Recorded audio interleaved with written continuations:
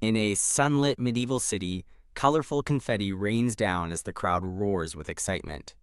Wah! An ecstatic crowd cheers wildly, screaming for the hero to look their way. A valiant hero in ornate silver armor and a red cape waves to his adoring fans from horseback. The hero leads a grand victory parade through the crowded streets, celebrated by the people. The celebration echoes across the grand city of Isgard. Home to a magnificent castle, someone runs desperately through the city streets, a voice pleading for their brother to slow down. A brown-haired boy races to the parade before it ends, while his younger sister struggles to keep up, tired. The boy stops abruptly, frustrated that they're late, his attention caught by a lone figure down the street. From above, the boy is seen halting in the cobblestone square, his path blocked by a person in a dark cloak. The boy's sister catches up, confused, asking her brother why he has suddenly stopped running. Panicked, the boy tells his sister the parade is elsewhere, urgently warning her not to stare at the figure. The boy realizes with dread that the mysterious figure is a feared dark mage. Confirming his sister's unspoken question with a simple yes, the boy watches the dark mage walk away. A cursed aura surrounds the dark mage as he walks alone through the empty street. The scene shifts to a majestic, sun-drenched white temple overlooking the city. Inside, a woman with long, blonde hair gazes out at the sprawling cityscape. ZZZT, the blonde woman turns suddenly, startled by an unseen arrival. Standing in a grand hall, the blonde woman greets the person who has just arrived, acknowledging their return. A dark, horned helmet lies on the floor, its ominous energy fading as a voice declares the last threat to Isgard has been eliminated. The blonde woman begins to thank the returned hero on behalf of the Empire, but he sharply cuts her off. Standing silently before him with her face in shadow, she hears his command to get on with it right now. With her face still obscured, the woman recalls his promise, addressing him as Minold before correcting herself. She asks if she should call him by his real name, Kim Min-jun, as he stares back intensely. The blonde woman clarifies that she didn't assign him the role of a dark mage out of dislike, and while Kim Min-jun thinks about how much he despises the saint, she admits she's grateful for his thankless work for the Empire, despite his foul mouth. As Kim Min-jun sits defeated, she tells him he has done more than enough to change the world's opinion of dark mages. The blonde woman asks him one last time if he truly wishes to return to his original world. Kneeling before her, Kim Min-jun gives a firm, unwavering yes. He bows his head and begs to be returned home, declaring he has been used enough. Shocked, the woman insists her gratitude is sincere, but he ignores her, demanding to know his reward. She is left speechless and confused by his question. Kim Min-jun angrily accuses her of forcing him here, using him like a slave, and now expecting him to stay and fix more of her problems. He removes his hood with a smirk, coldly repeating his demand for compensation. The woman desperately offers him anything he desires to stay, claiming the Empire will fall without him, only for him to demand Korean fried chicken. Exasperated, Kim Min-jun demands his reward from the game Dungeon Power Fighter, while the woman at her wit's end begs him to ask for something she can actually provide. Defeated, she relents and agrees to begin the return ceremony. The heavy doors of the ceremonial hall stand closed, bathed in a solemn light. Kim Min-jun looks around the hall with a smirk, sarcastically recalling his memories of the place he never wants to see again. With a pained expression, the woman instructs him to stand on the summoning seal where he first arrived. A purple magical seal glows brightly as Kim Min-jun steps into its center. The woman announces that she will first release the, quote, protection of the saint. Kim Min-jun purposefully pulls off his black glove, preparing himself. He scoffs at the term protection, revealing it's actually a leash that prevents him from fighting her. He reveals a dark mark on his hand, relieved to finally be free from its cycle. She places her hands over his, and the mark on his hand glows with blue light as the spell activates. The woman questions his decision to abandon his power and fame, but he coldly tells her to mind her own business. She warns him that without the protection, she could kill him, but he just grins, unconcerned by the threat. Resigned, she accepts the consequences, stating she started this and is ready to face them as divine power radiates from her. The mark on his hand disappears, and he tells her the protection is gone, daring her to kill him now. He stands silently within the circle as she announces she will now remove the powers he gained in Isgard. Phew! As she warns him about the danger of the portal, a violent surge of dark energy bursts from her chest, and she screams in agony. Q, betraying her, Kim Min-jun unleashes a torrent of dark magic that engulfs the blonde woman. Choked by the dark energy, the woman glares at him, demanding to know what he is doing. Smirking, Kim Min-jun reveals that he never intended to give up his hard-won powers and that his promise was a lie. Kayak, the woman screams as she is thrown back by the force of his attack, collapsing onto the floor. Realizing his plot, the woman thinks he won't be able to activate the dimensional portal using dark magic. Her eyes widen in absolute shock as she realizes her assumption was wrong. A dark gate materializes before Kim Min-jun, and she wonders in disbelief how he opened it with dark magic. From the floor, she desperately pleads with him not to attempt dimensional travel so rashly, but he calmly replies, "I know." He explains he's practiced it over 1,000 times, reaching the peak of his power, and questions the strange distinction between light and dark magic, saying it's all the same to him as she looks on in horror. Turning back before he enters the portal, Kim Min-jun says he has one last thing to give her. With a taunting smile, he gives her a censored middle finger and a vulgar farewell, vowing she's dead if they meet again. She screams for him to stop, reaching out desperately as he vanishes into the portal. A final brilliant blast of purple energy erupts from the disappearing portal, a parting gift from Kim Min-jun. The blonde woman watches helplessly as the beam of dark energy shoots up toward the hall's domed ceiling. Kneeling on the cold floor, she angrily asks herself if he really thinks she enjoys any of this. The scene shifts to a modern brick apartment, where the purple energy crackles ominously around a balcony window. With a brilliant flash, the energy violently bursts forth, signifying his arrival. Kim Min-jun is violently ejected from the portal, crashing onto his apartment balcony.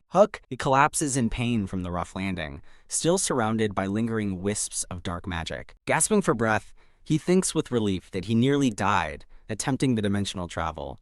He painfully pushes himself up, taking in the sight of his familiar room. Standing silently, he looks around his bedroom, confirming he's finally home. His gaze falls upon his desk, where his smartphone sits, charging. He picks up the phone with a smile, fondly remarking how much he missed the sensation. He chuckles, confirming it's his phone as the game Dungeon Power Fighter is displayed on the screen. Coo-ha-ha. He laughs maniacally, ecstatic that he has finally returned from that hellhole. His victorious laughter cuts short as he looks at his phone, puzzled. His joy turns to shock as a network connectivity error message appears on his game screen. The scene shifts to the sound of marching as military boots tread across pavement. Two soldiers in full combat gear appear, alert and on the move. A squad of soldiers advances, their leader confirming with another that the observer radioed the target's location to them. A soldier asks Corporal Choi In-ho why regular soldiers were dispatched, but Choi In-ho snaps back that a corporal wouldn't know. A soldier pants heavily, the tension of the situation clearly visible on his face. The soldiers tense up, hearing an approaching sound. "Let's go," their leader shouts, and the squad rushes forward between cars in a parking lot.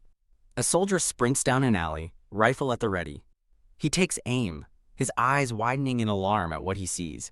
Elsewhere, Kim Min-jun, now in a hoodie, looks at his phone, frustrated that while it works, he can't get online and has no one to call. He wanders an empty street, annoyed by the lack of Wi-Fi and open stores at this hour. The soldiers watch him from a distance, identifying him as a civilian, while Kim Min-jun notes only 2 years have passed in Isgard.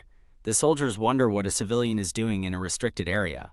A soldier calls out, ordering the young man to come their way, leaving Kim Min-jun confused. He stares back, bewildered, wondering why soldiers are present in a civilian area.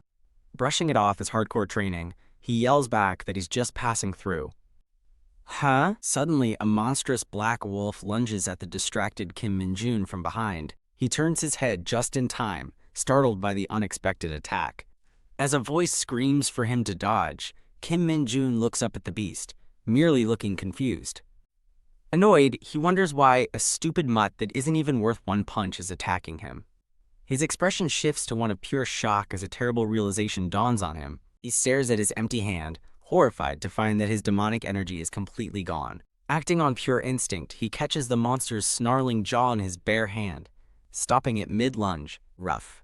With his phone still in hand, Kim Min-jun slams his fist down, brutally stopping the Black Wolf's attack. The nearby soldiers watch in disbelief as he single-handedly crushes the monster's skull. He glares down at the defeated creature, contemptuously cursing it. One of the soldiers stares in wide-eyed terror at the gruesome aftermath.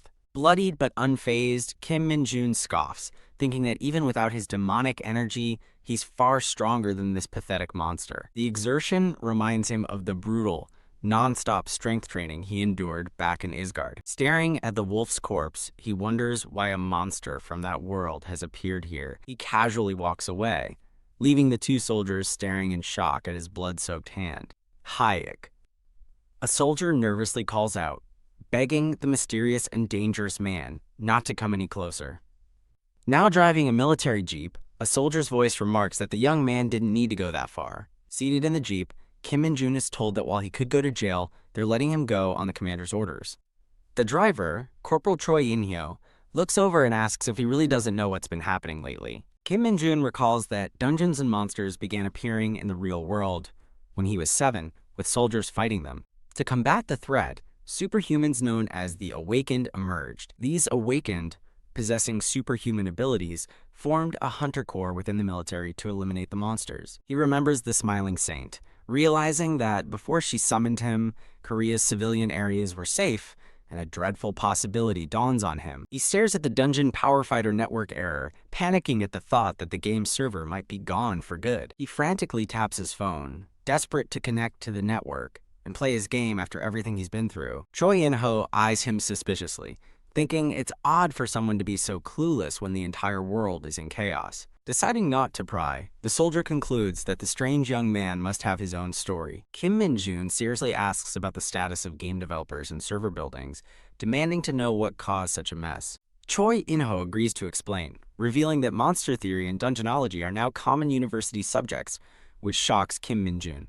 The soldier begins explaining that a strange phenomenon started spreading from the dungeons 2 years ago. This phenomenon involved new, expanding dungeons appearing in populated areas. The narration warns that the biggest problem was what lay inside these new gates.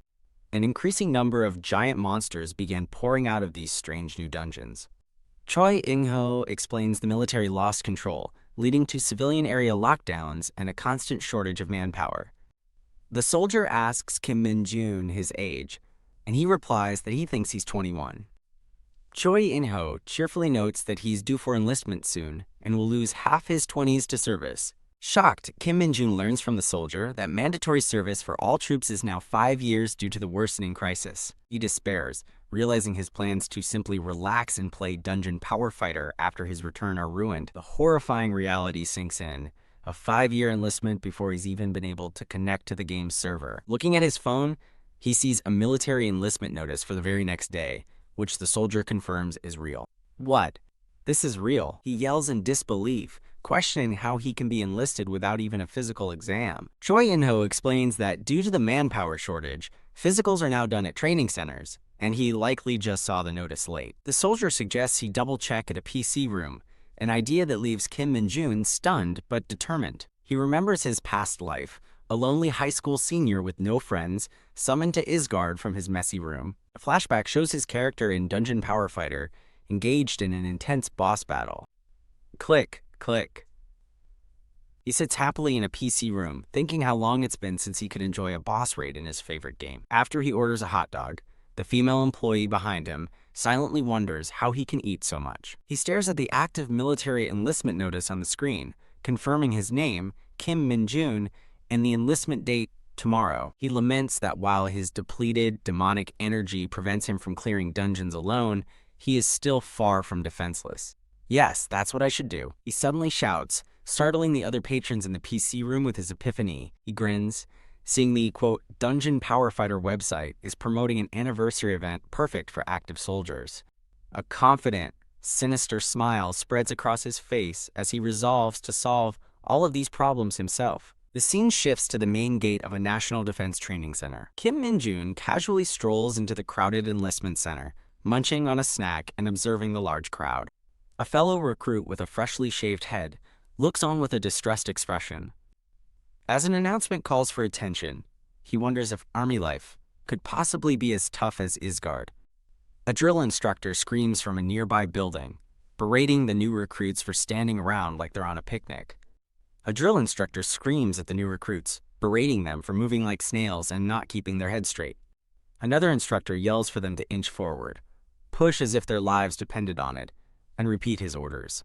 As a recruit timidly repeats the order, Kim Min-jun looks on unimpressed while the instructor yells at their poor performance. Kim Min-jun smirks, thinking these instructors are nice compared to the brutal training he endured in Isgard, wishing he'd killed that bastard first. An officer with the name Kim Sang-soo on his uniform calls the assembly to attention. The officer, Battalion Commander Kim Sang-soo, asks if anyone who missed the chance to apply to the Hunter Corps would raise their hand. He explains that Hunter treatment is far superior to regular troops, with a base pay starting at 3 million won. When no one in the silent crowd of recruits responds, the commander observes the lack of volunteers. The battalion commander dismisses the question as a formality, ready to move on. Just then, Kim Min-jun cheerfully raises his hand, startling the other recruits as an instructor orders him forward. In a flash, he disappears from the crowd, leaving the other recruits dumbfounded. He leaps through the air and lands with a powerful thud in front of the stage, shocking the drill instructors. The battalion commander, Kim Sang-soo, stares in stunned silence as Kim Min-jun suddenly appears before him. With a confident grin, Kim Min-jun formally states his desire to apply to the Hunter Corps. The scene shifts to a bleak, mountainous region in another world, Isgard's Forgotten Canyon. In a flashback, a hooded Kim Min-jun sits on a defeated monster, complaining that the Dark Mage is the worst character class due to its endless turmoil. He reflects on the class's weakness.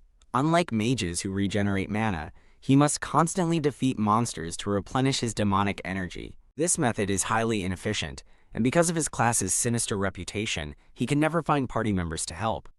Tiesk, surrounded by a field of dead spiders, he finds no response from anyone, wondering if they are all dead. He plunges his staff into the ground, seemingly calling forth a greater challenge. The hidden dungeon boss, a giant spider named Arachnest, emerges as Kim Min-jun smirks, wondering what took it so long. Grrr.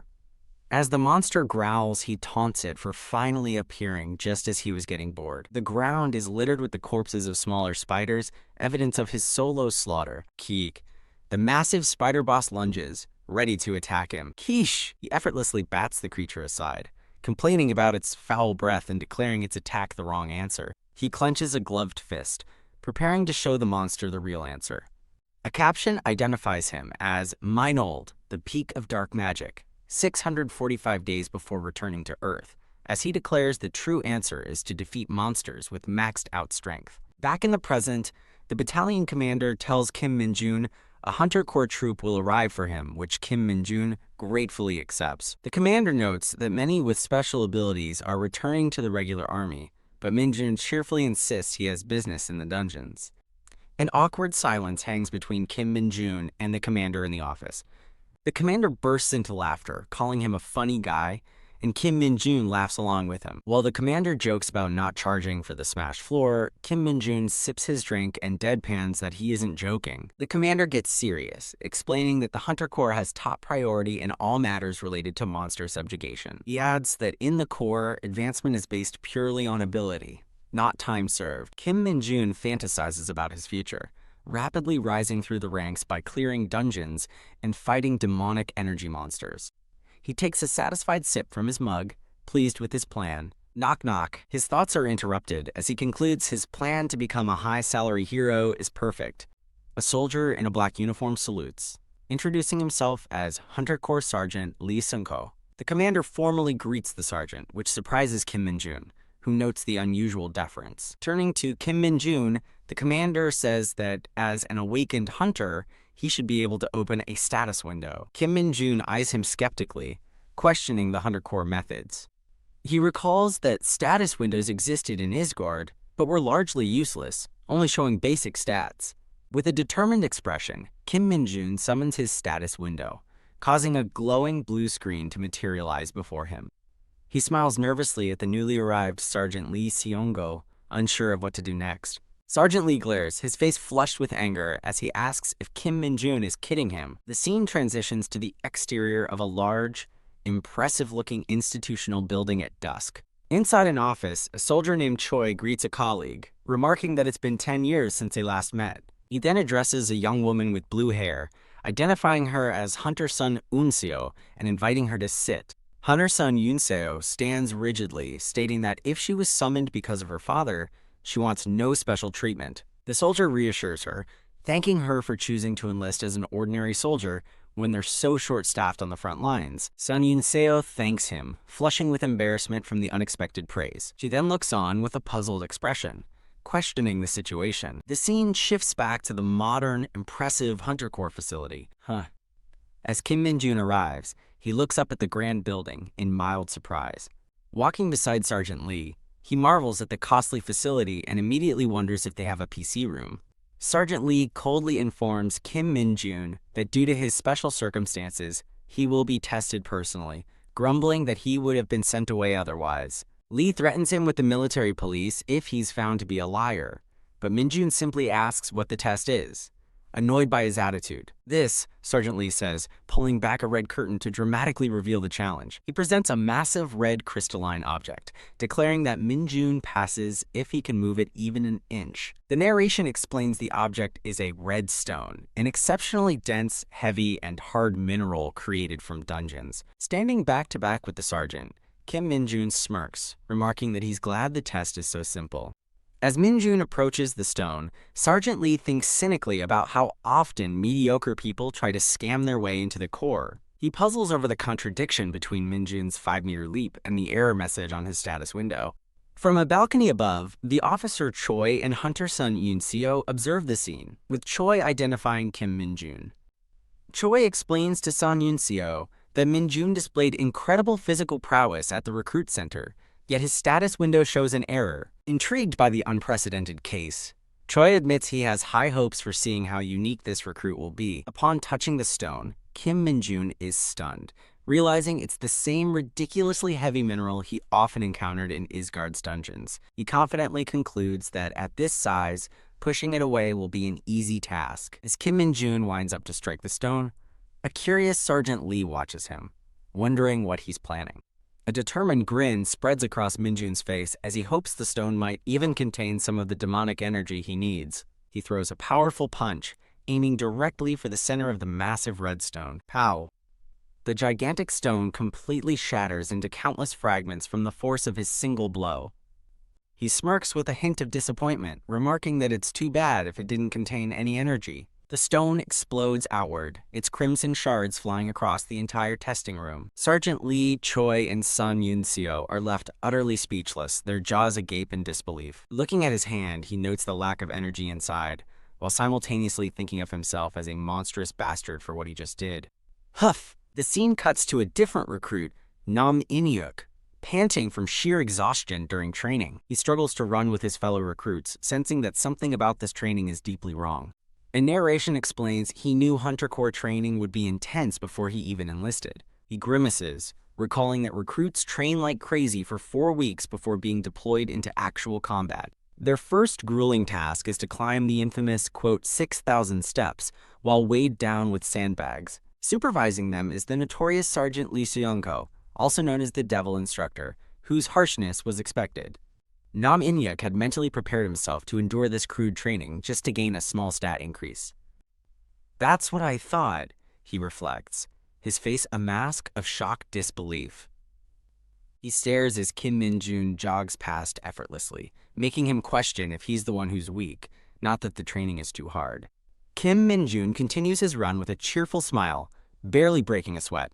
He muses that his body feels incredibly light, and that with his full demonic energy, he would be flying up the steps. This supposed hellish training feels sweet compared to Isgard, and he finds the uniform far more stylish than his old rags. Later, he's further amazed by the shockingly high quality and large portions of food served at the Hunter Corps. Above all, he listens intently as an instructor begins to explain the daily schedule. Instructor Go points to the schedule, explaining that after all training is complete, there is no evening roll call.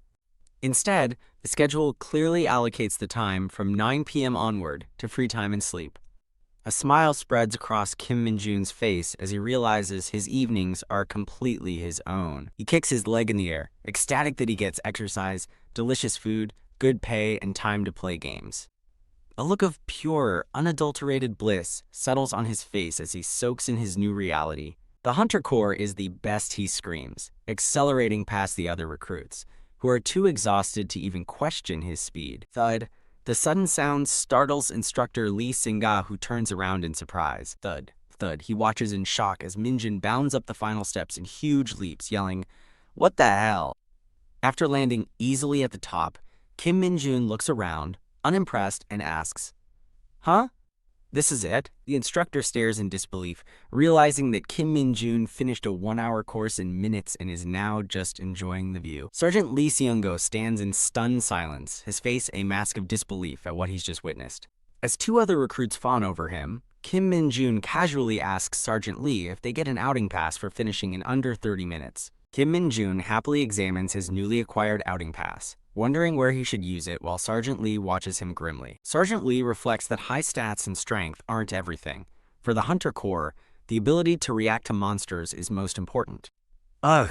Later, recruits groan in agony from the training, with Nam Inyuk complaining about his back and wondering how they will survive this daily. Nam Inyuk is ecstatic, exclaiming that his stamina stat went up by 1 as a fellow recruit congratulates him. Kim Minjun looks bewildered, questioning if he misheard and wondering why they're so excited over a single stat point as he prepares to check his own. He recalls his brutal training in Isgard, where a masked warrior would beat him, and it was a given that his stats rose by the tens daily. The other recruits gossip about Minjun's pass, jealous and noting that no one had ever managed to get one from Sergeant Lee before. Awestruck, his fellow recruits praise his incredible performance and ask if he's a workout fanatic. He flashes back to Isgard, where people fled from him as the Dark Mage, thinking he was bad luck while he was just trying to find the washroom. Thrilled to finally have normal communication, he listens as his comrades ask if he's going to the PC room. Hearing the PC room is open, Kim Minjun bolts in excitement, yelling at his friends for not telling him sooner.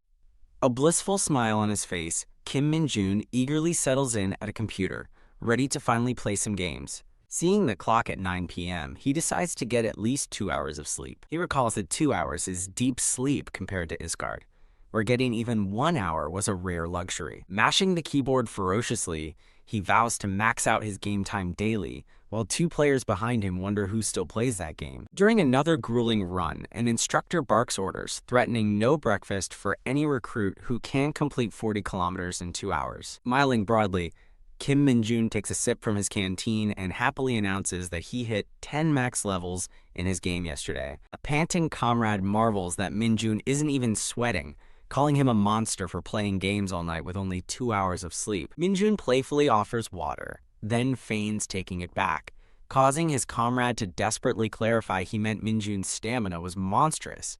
Calling them baby chicks, Kim Minjun generously shares his water with the exhausted recruits, who flock to him gratefully. The moment is shattered by a loud command for attention that snaps all the recruits to a halt. An instructor named Lee angrily informs the recruits that the lieutenant is disappointed, calling them the most lacking squadron in the Corps. He grimly predicts that half of them will die within a month and a half if deployed, while Minjun blankly wonders why he's talking in the third person. The instructor roars at them, questioning their mindset and announcing the final, dreaded phase of training, the dungeon adjustment training. A narration explains the training will take place in a transforming dungeon that regularly changes its internal structure. This real-life training within the transforming dungeon is designed to acclimate them to various environments, with a map showing their target. The recruits, including Kim Sang-yeon, are filled with dread, realizing they're about to face the notorious training and are utterly doomed. Instructor Lee smirks, satisfied with their fearful reaction, thinking that a good level of tension is necessary. He muses that recruits are like racehorses, requiring a firm hand and discipline when needed, but they must also be consoled with carrots, he thinks, telling them with a smug smile not to be discouraged. Expecting an overjoyed reaction, he addresses the downtrodden crowd, ready to reveal their reward. The instructor, now identified as Choi, passionately announces a 2-night, 3-day vacation pass as a reward, trying to ignite their fighting spirit. He wonders what's wrong with the recruits, questioning if they came to the Corps to die, as they show no excitement for his offer. Amidst the sea of dead-eyed recruits, only Kim Minjun beams with genuine excitement, thinking the reward is sweet. Suddenly, a massive mosquito lands on Minjun's neck, shocking a nearby recruit with its huge size. Before them, a massive, swirling blue and black portal materializes as the recruits realize they've arrived at the dungeon entrance. As a military truck rumbles by, two nervous recruits speculate that they'll be forced to camp out inside the dungeon. In a flash, the two screaming recruits are thrown from the speeding truck, tumbling into the dungeon's entrance. Landing in a dusty wasteland, the dazed recruits wonder why a 2.5-ton military truck is inside the dungeon. Kim Min-jun stands calmly amidst the chaos, utterly unfazed by their sudden arrival in this new environment. A low growl emanates from behind giant metal bars as a shadowy figure stirs, its presence filling the recruits with dread. Two massive, snarling hounds with glowing eyes are revealed, caged and hungry. The terrified recruits stumble back, shouting in fear as they see real monsters up close for the very first time. Kim Min-jun remains unimpressed, comparing the fearsome-looking hounds to harmless little Maltese or Chihuahuas. Instructor Lee chastises the recruits, questioning why they are so scared of the very monsters they are training to fight. He issues their mission: form teams of 4, enter the dungeon, and defeat one hound within an hour. He barks motivational orders to fight with spirit and their core, and the recruits roar back. Yes, sir. Sergeant Lee Seung-ho gestures to military crates, ordering the recruits to hurry and gear up to proceed one by one. The Hunter Corps exclusive safety suit, model MYD-2, is revealed to be heavy and crudely designed solely for physical protection. As Kim Min-jun examines the armor, a spiky-haired recruit complains his legs are shaking, while the buzz-cut one asks for tougher gear. Min-jun thinks the suit is ridiculously expensive for having zero comfort. TSK. Kim Min-jun looks on in disgust, thinking the armor reeks of other people's sweat and passion and has a disgusting aura he doesn't like. Min-jun asks Sergeant Lee if they can remove the suits after defeating the hounds, prompting the instructor to angrily call him arrogant. Realizing he's speaking to the #1 recruit, Kim Min-jun, Sergeant Lee's angry expression softens as he reluctantly agrees to the request. Sergeant Lee smirks, thinking that since this is a team exercise, he'll see how the top-ranking recruit, Kim Min-jun, handles looking after his comrades. The spiky-haired recruit panics about how to fight the hounds with their gear, while the buzz-cut one insists they need a plan as Min-jun contemplates the team aspect. With a smug smile, Kim Min-jun decides the solution is simple. He just has to tell his teammates how to defeat the hounds. Min-jun gets his teammates' attention, offering to share his plan, which leaves them looking surprised and intrigued. He begins to explain his simple plan. When the hounds leap to kill, they should grab their legs and snap their backs. He continues his morbidly cheerful demonstration, saying if they're still alive, they should be ripped apart like kimchi. Min-jun beams, asking, okay, while his two teammates stare back with dead, horrified expressions, collectively thinking, what? Sergeant Lee yells, "Release!"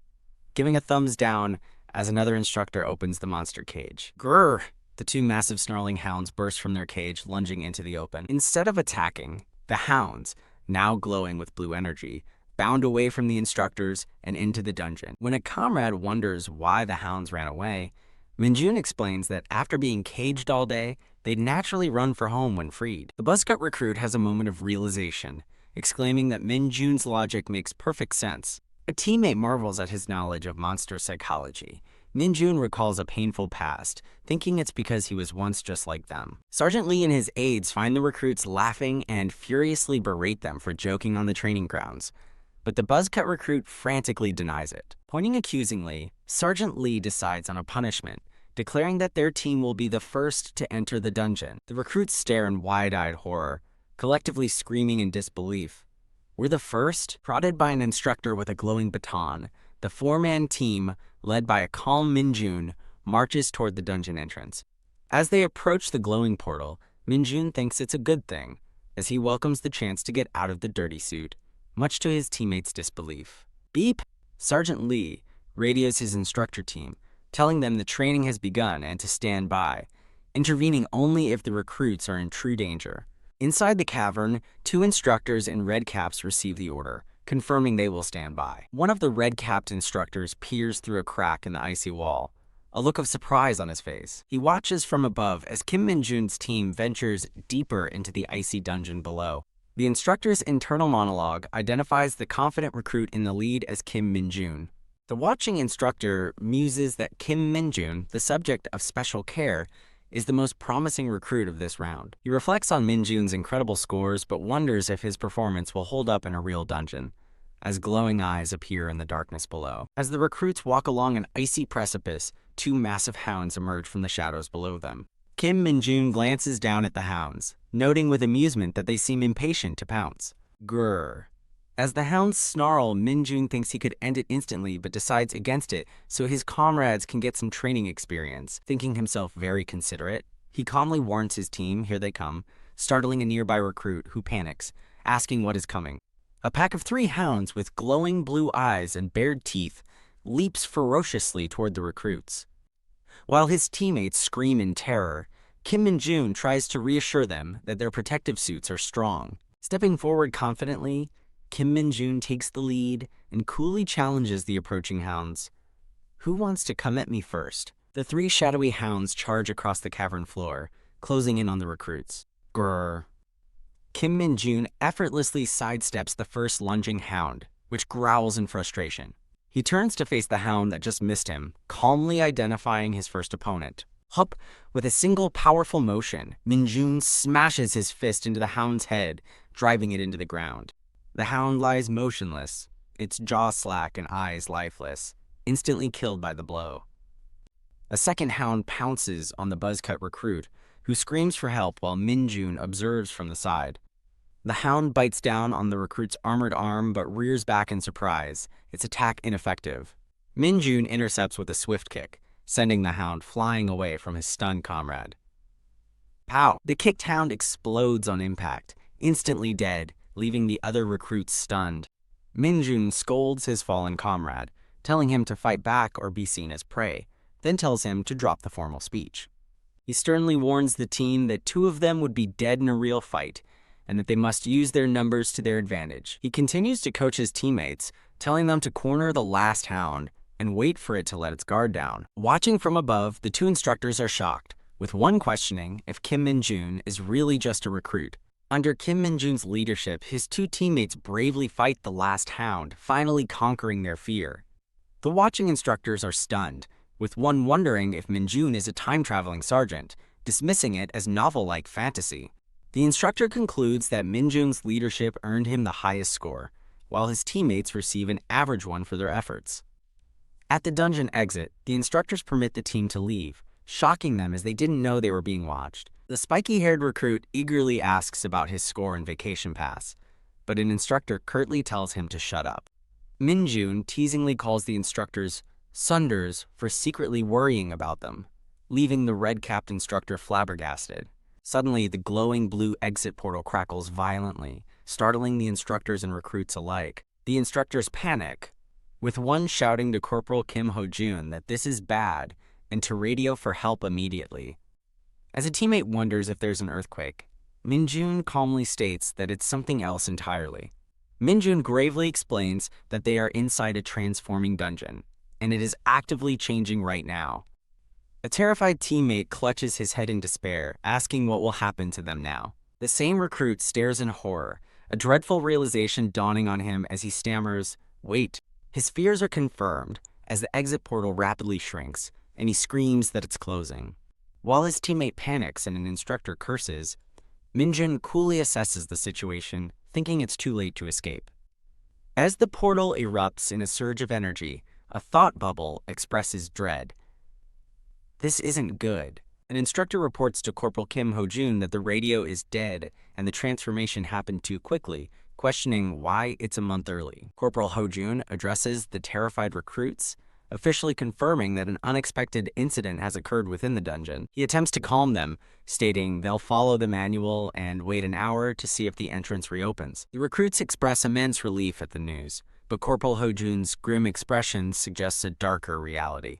Ho-jun forces a laugh, reassuring the team that the lieutenant outside will handle it, and they just need to wait calmly. Minjun observes Ho-jun's unconvincing performance with a skeptical thought. Is that so? He reflects that the Corps chose this specific dungeon because it was supposed to be completely safe and predictable. The ominous image of a heavily chained gate underscores the gravity of the dungeon entrance suddenly closing.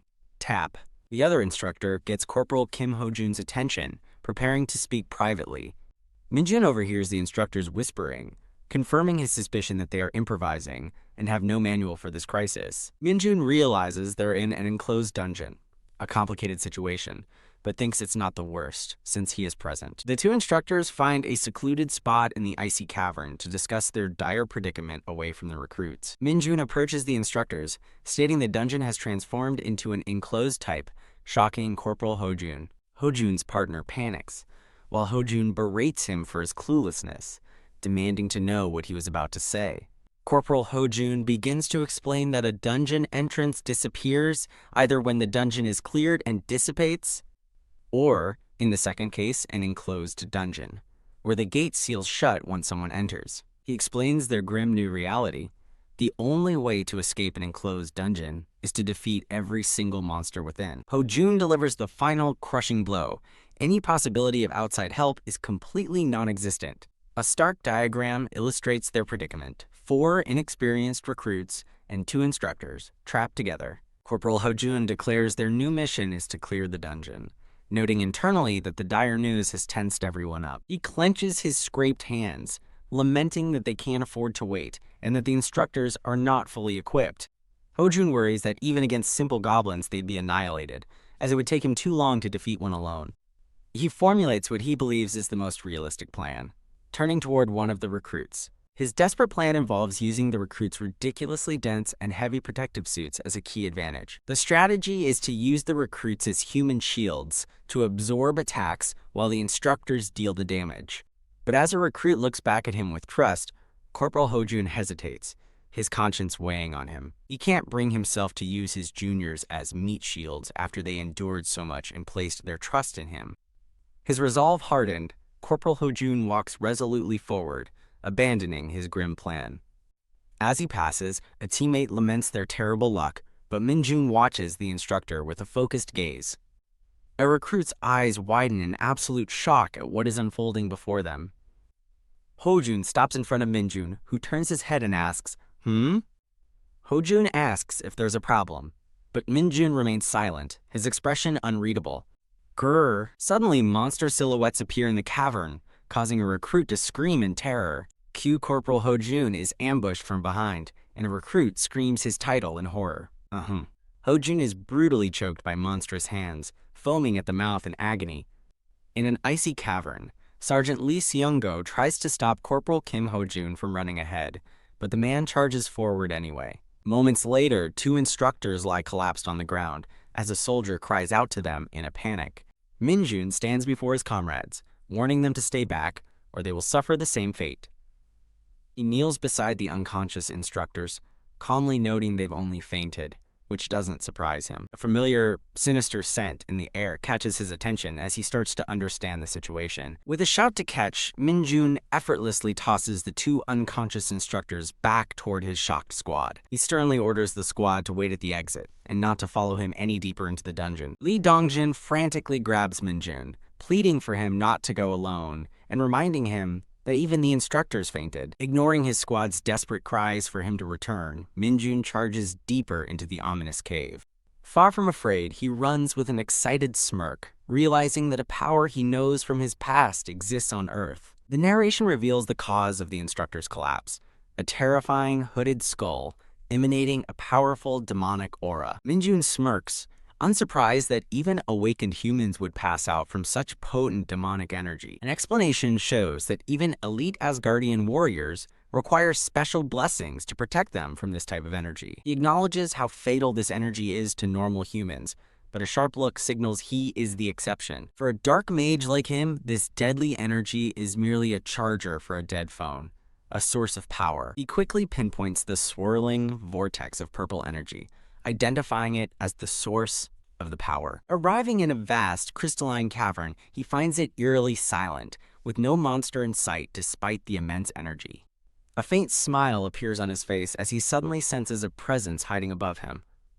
A monstrous, multi-eyed wolf beast lunges from the ceiling, unable to hide its demonic presence from the dark mage. Minjun grins, thrilled to identify his unexpected opponent as a powerful darkhound. A monster profile clarifies that darkhounds are a species far more powerful than their ordinary counterparts. He recalls his first, nearly fatal encounter with a darkhound in Isgard, a beast so unknown it wasn't in any Earth guides. As the beast lands on a crystal pillar, Minjun calmly looks up, glad to see a familiar face. He crouches low, readying himself for battle with a determined "now." With a cheerful "thanks for the meal," he slams his fist down, striking the Dark Hound with a devastating energy-draining blow. The hound screams in agony, shocked to feel its own demonic energy being forcibly devoured. Minjun glances at his bloodied fist, noting with distaste that he still finds the scent of blood sickening. As the hound dies, a thick mist of purple demonic energy begins to seep from its corpse.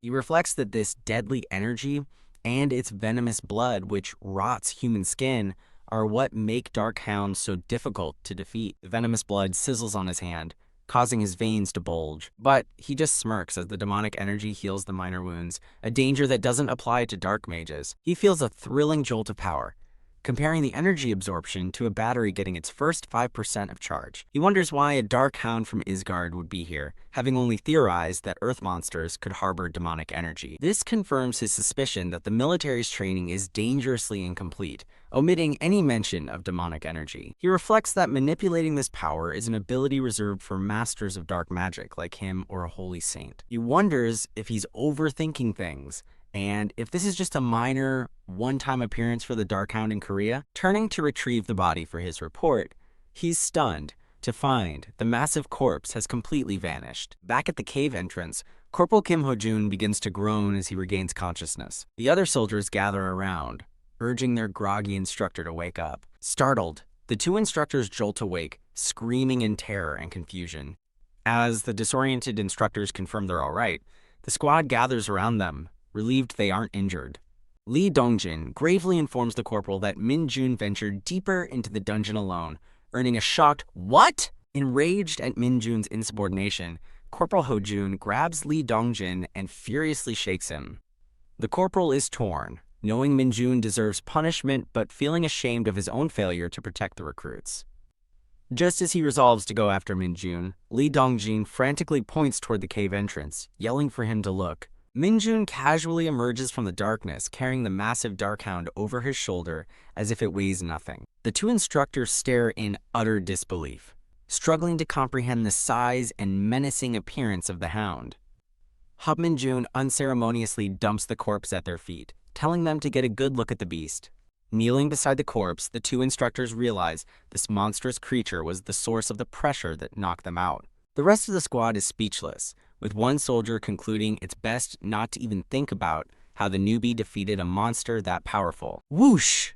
Minjun turns his head, his expression sharp and alert as he senses a change in the cavern. A brilliant blue portal erupts with crackling energy as someone exclaims that the gate is finally open. Corporal Ho-jun grabs Minjun's shoulder, asking in disbelief if he truly defeated that massive hound all by himself. Nod. With a faint smile, Minjun confirms the instructor's suspicion. The Black Beret lieutenant orders Ho-jun to escort the recruits out, assuring him he'll follow shortly, while the other instructor acknowledges the command.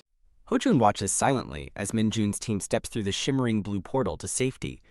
Turning to Minjun, Ho-jun instructs him to report everything in detail to the lieutenant once he's outside, and Minjun agrees. Taking off his red cap, Ho-jun tells Minjun not to leave anything out, including how incompetent his instructors were. Ho-jun covers his face in shame, admitting they have no excuse for fainting and leaving the recruits alone and would deserve military prison. He looks at Minjun with gratitude, sincerely thanking him for ensuring everyone stayed safe. A flustered Minjun blushes, telling the instructor he's embarrassing him. Putting his cap back on, Ho-jun states that a man must admit his wrongs and that it's time for them to return. Watching his instructor walk away, Minjun internally panics, realizing he doesn't know how to report the cause of their unconsciousness and expects a sleepless night. Minjun muses on receiving compliments during his last week of training before declaring it's time to head out. Suddenly, a glowing blue system window materializes before Minjun, shocking him. The window announces that an error has been fixed, causing Minjun to sweat nervously as he wonders what kind of error it could have been. His eyes flash with rage as he silently curses the stupid system, finding it just as ridiculous in this world as in the other. Minjun reviews his updated status window, noting that something seems very strange about the information displayed. Hike! He recoils in pure horror, screaming in disbelief at his new title. Lumi Nuna is my favorite character, cult founder. An illustration introduces Lumi, a beautiful silver-haired woman described as a character from the game Dungeon Power Fighter. In a flashback, a powerful Minjun from another world explains he created a joke cult to get rid of his fanatical stalkers. They react with shock and then delight to his absurd idea. Back in the present, Minjun grimaces at his stat window, lamenting that he's become significantly weaker than he expected. He reflects on his return to this world, recalling how he lost all his demonic energy and expected some kind of penalty for dimensional travel. With a grimace, he concludes the likely effect of this corruption is nothing more than a simple stomachache. He scoffs at the absurdity of his situation, comparing it to a trashy novel titled The Life of a Dark Mage, starting from LV.1. Staring at his nerfed stats, Minjun worries that, at this rate, he won't be able to achieve any of his objectives. He reassures himself, reasoning that since he reached the max level once in Isgard, he can certainly do it again. Looking at an image of a skyscraper, he resolves to recover his powers quickly for the sake of a game company suffering from development delays. A newfound determination settles on Minjun's face as he confidently declares, "It's doable." Convinced this is nothing compared to his past trials in Asgard, he turns and runs resolutely toward the exit portal. That day, the entire training center was thrown into utter chaos. The chaos stemmed from the dungeon gate closing mid-training, and the lieutenant failing to give clear orders. It was also fueled by the fact that a recruit defeated a new monster species, while the instructors were incapacitated. In the barracks, bored soldiers complain about being on standby, with one lamenting the crazy events of their final training week. A recruit asks Park Jung-hoon if Kim Min-joon really caught a hound alone, and Jung-hoon excitedly confirms it was as big as a cow. Unseen soldiers discuss Min-joon's future, debating if he could make sergeant in 2 years against the tough odds of promotion in the Hunter Corps. Private Kim Min-joon stands at attention, saluting as he formally reports for duty. The lieutenant welcomes Min-joon into his office, while another soldier performs a deep bow of respect. The lieutenant dismisses soldier Lee Myung-kyul, who salutes sharply before leaving the office. Lieutenant Choi Sung-byum asks Min-joon with a grin if an officer who fails to properly check a dungeon deserves punishment. The lieutenant informs Min-joon that he was summoned for a specific reason, piquing the recruit's curiosity. Leaning forward at his desk, the lieutenant smiles, revealing he has a special proposal for Min-joon due to his high score. A traditional painting illustrates a Korean idiom, a single, elegant crane standing out amongst a flock of common chickens. The idiom is explained to describe an exceptional individual, visually contrasted with a panel of panicked, ordinary recruits. The lieutenant thinks to himself that Min-joon is truly no ordinary human, and that he's lucky to witness such a talent. Min-joon looks on, a silent question mark appearing as he awaits the lieutenant's proposal. The lieutenant explains that it would be a national loss for Min-joon to join the regular ranks, especially since they need more personnel. He lays out the rules. Although Min-joon wants to advance quickly, privates normally cannot take promotion exams for another year. Oh, Min-joon's eyes widen with interest, as the lieutenant adds that an exception could change everything. Mwahaha. Overlooking a map of Cheorwan, the lieutenant lets out a booming, maniacal laugh. Wham! The lieutenant slams his desk, excitedly telling Min-joon that if he goes there, he won't have to wait another year for promotion. The lieutenant sweats, thinking Cheorwan might be too much for Min-joon, and wonders if the promotion exception alone is enough to entice him. Min-joon stands silently, pondering the offer and the challenging destination of Cheorwan. A desolate, snowy landscape illustrates Cheorwan's harsh reality: freezing, constant snow, and sudden monster appearances on the most extreme front lines. Min-joon's eyes widen as he internally reacts to the description of the dangerous post with a single thought: isn't that great? Min-joon resolves that as long as he can advance, his deployment location doesn't matter, and a promotion exception is an amazing opportunity. Min-joon reflects on his plan, realizing he must advance at all costs because a higher rank will grant him the greater scope of activities he needs. Min-joon calmly agrees, "I'll go," leaving the lieutenant utterly speechless as he was about to lay out the conditions. With unshakable resolve, Kim Min-joon loudly declares that he will go to Cheorwan. The scene shifts to the training center, where soldiers gather by white vans preparing to depart for their new assignments. A tearful soldier named Choi Jin-seob grabs a post and begs Kim Min-joon to contact him once he gets to his new base. The lieutenant dismisses the emotional farewell, while from a departing van, Jinseob swears he'll keep in touch. Wiping a tear, Jinseob asks Minjun why he would volunteer for Kyorwon, a place everyone else tries to avoid. Minjun smiles enigmatically, telling his comrades his goal is on a scale too large for them to fathom. When his friend sarcastically asks if his goal is to reach max level 100 times, Minjun nonchalantly reveals he just hit it for the 30th time, stunning him. As the van drives off, Jinseob frantically waves and yells for Minjun to contact him. Now alone in his own transport, Minjun observes that the loudest of his comrades has finally departed. Standing alone on a vast parade ground, Minjun is bewildered, wondering why he's been left by himself. Squeal. A military truck screeches to a halt right in front of him, its driver letting out a surprised, huh. A formidable soldier with a scarred face and sunglasses steps out, introducing Minjun to the 104th Hunter Division. The new superior asks if he's worried, but Minjun calmly denies it, though he wonders why he suddenly feels a chill like it's snowing. The superior, Kim Minji, tells Minjun to get in the back, and Minjun privately scoffs at the man's show-off attitude. The truck rattles along as Minjun sits alone in the back, the journey to his new post beginning. As the truck drives on, Minjun reflects that his real life as a soldier is about to start, and though he's ready for battle, one thing worries him. He imagines a farcical hazing scene, where a superior commands kneeling recruits to find the Dragon Balls. Minjun grimaces, recalling images of harsh hazing, and thinking he currently lacks the patience to endure such treatment. The truck continues down the highway, as Minjun considers the dire consequences of hitting a superior military prison. Through snowy pines, a large brick building comes into view, their destination on the horizon. Thud. The truck ride continues, and Minjun's expression is weary as he anticipates his arrival. The truck arrives at the Invincible Hunter Corps base in Kyorwon, the home of the 104th Division, 2nd Battalion. His new superior, Kim Minji, leads a quiet Minjun down the sterile hallway of the barracks.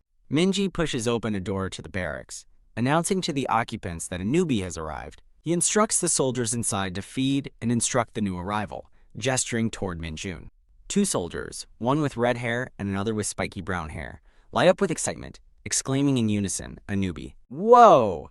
They excitedly crowd Minjun, recognizing him as the rumored super soldier who single-handedly defeated a hound. The red-haired soldier enthusiastically orders someone to unpack the newbie's belongings for him. Minjun sweats, warily concluding that these two overly enthusiastic soldiers must be the alphas of the dormitory. As the two continue to stare at him with joyous expressions, Minjun feels like he's just become their new toy.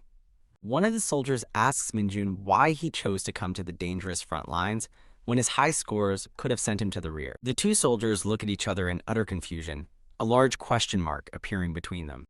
Finding his reasoning absurd, the red-haired soldier calls him crazy, while the other laughs along. After interrogating him about sisters and girlfriends and finding him single, they sigh in mock disappointment. Minjun wonders if showing off his talent will be enough to get these two boisterous soldiers to finally back off.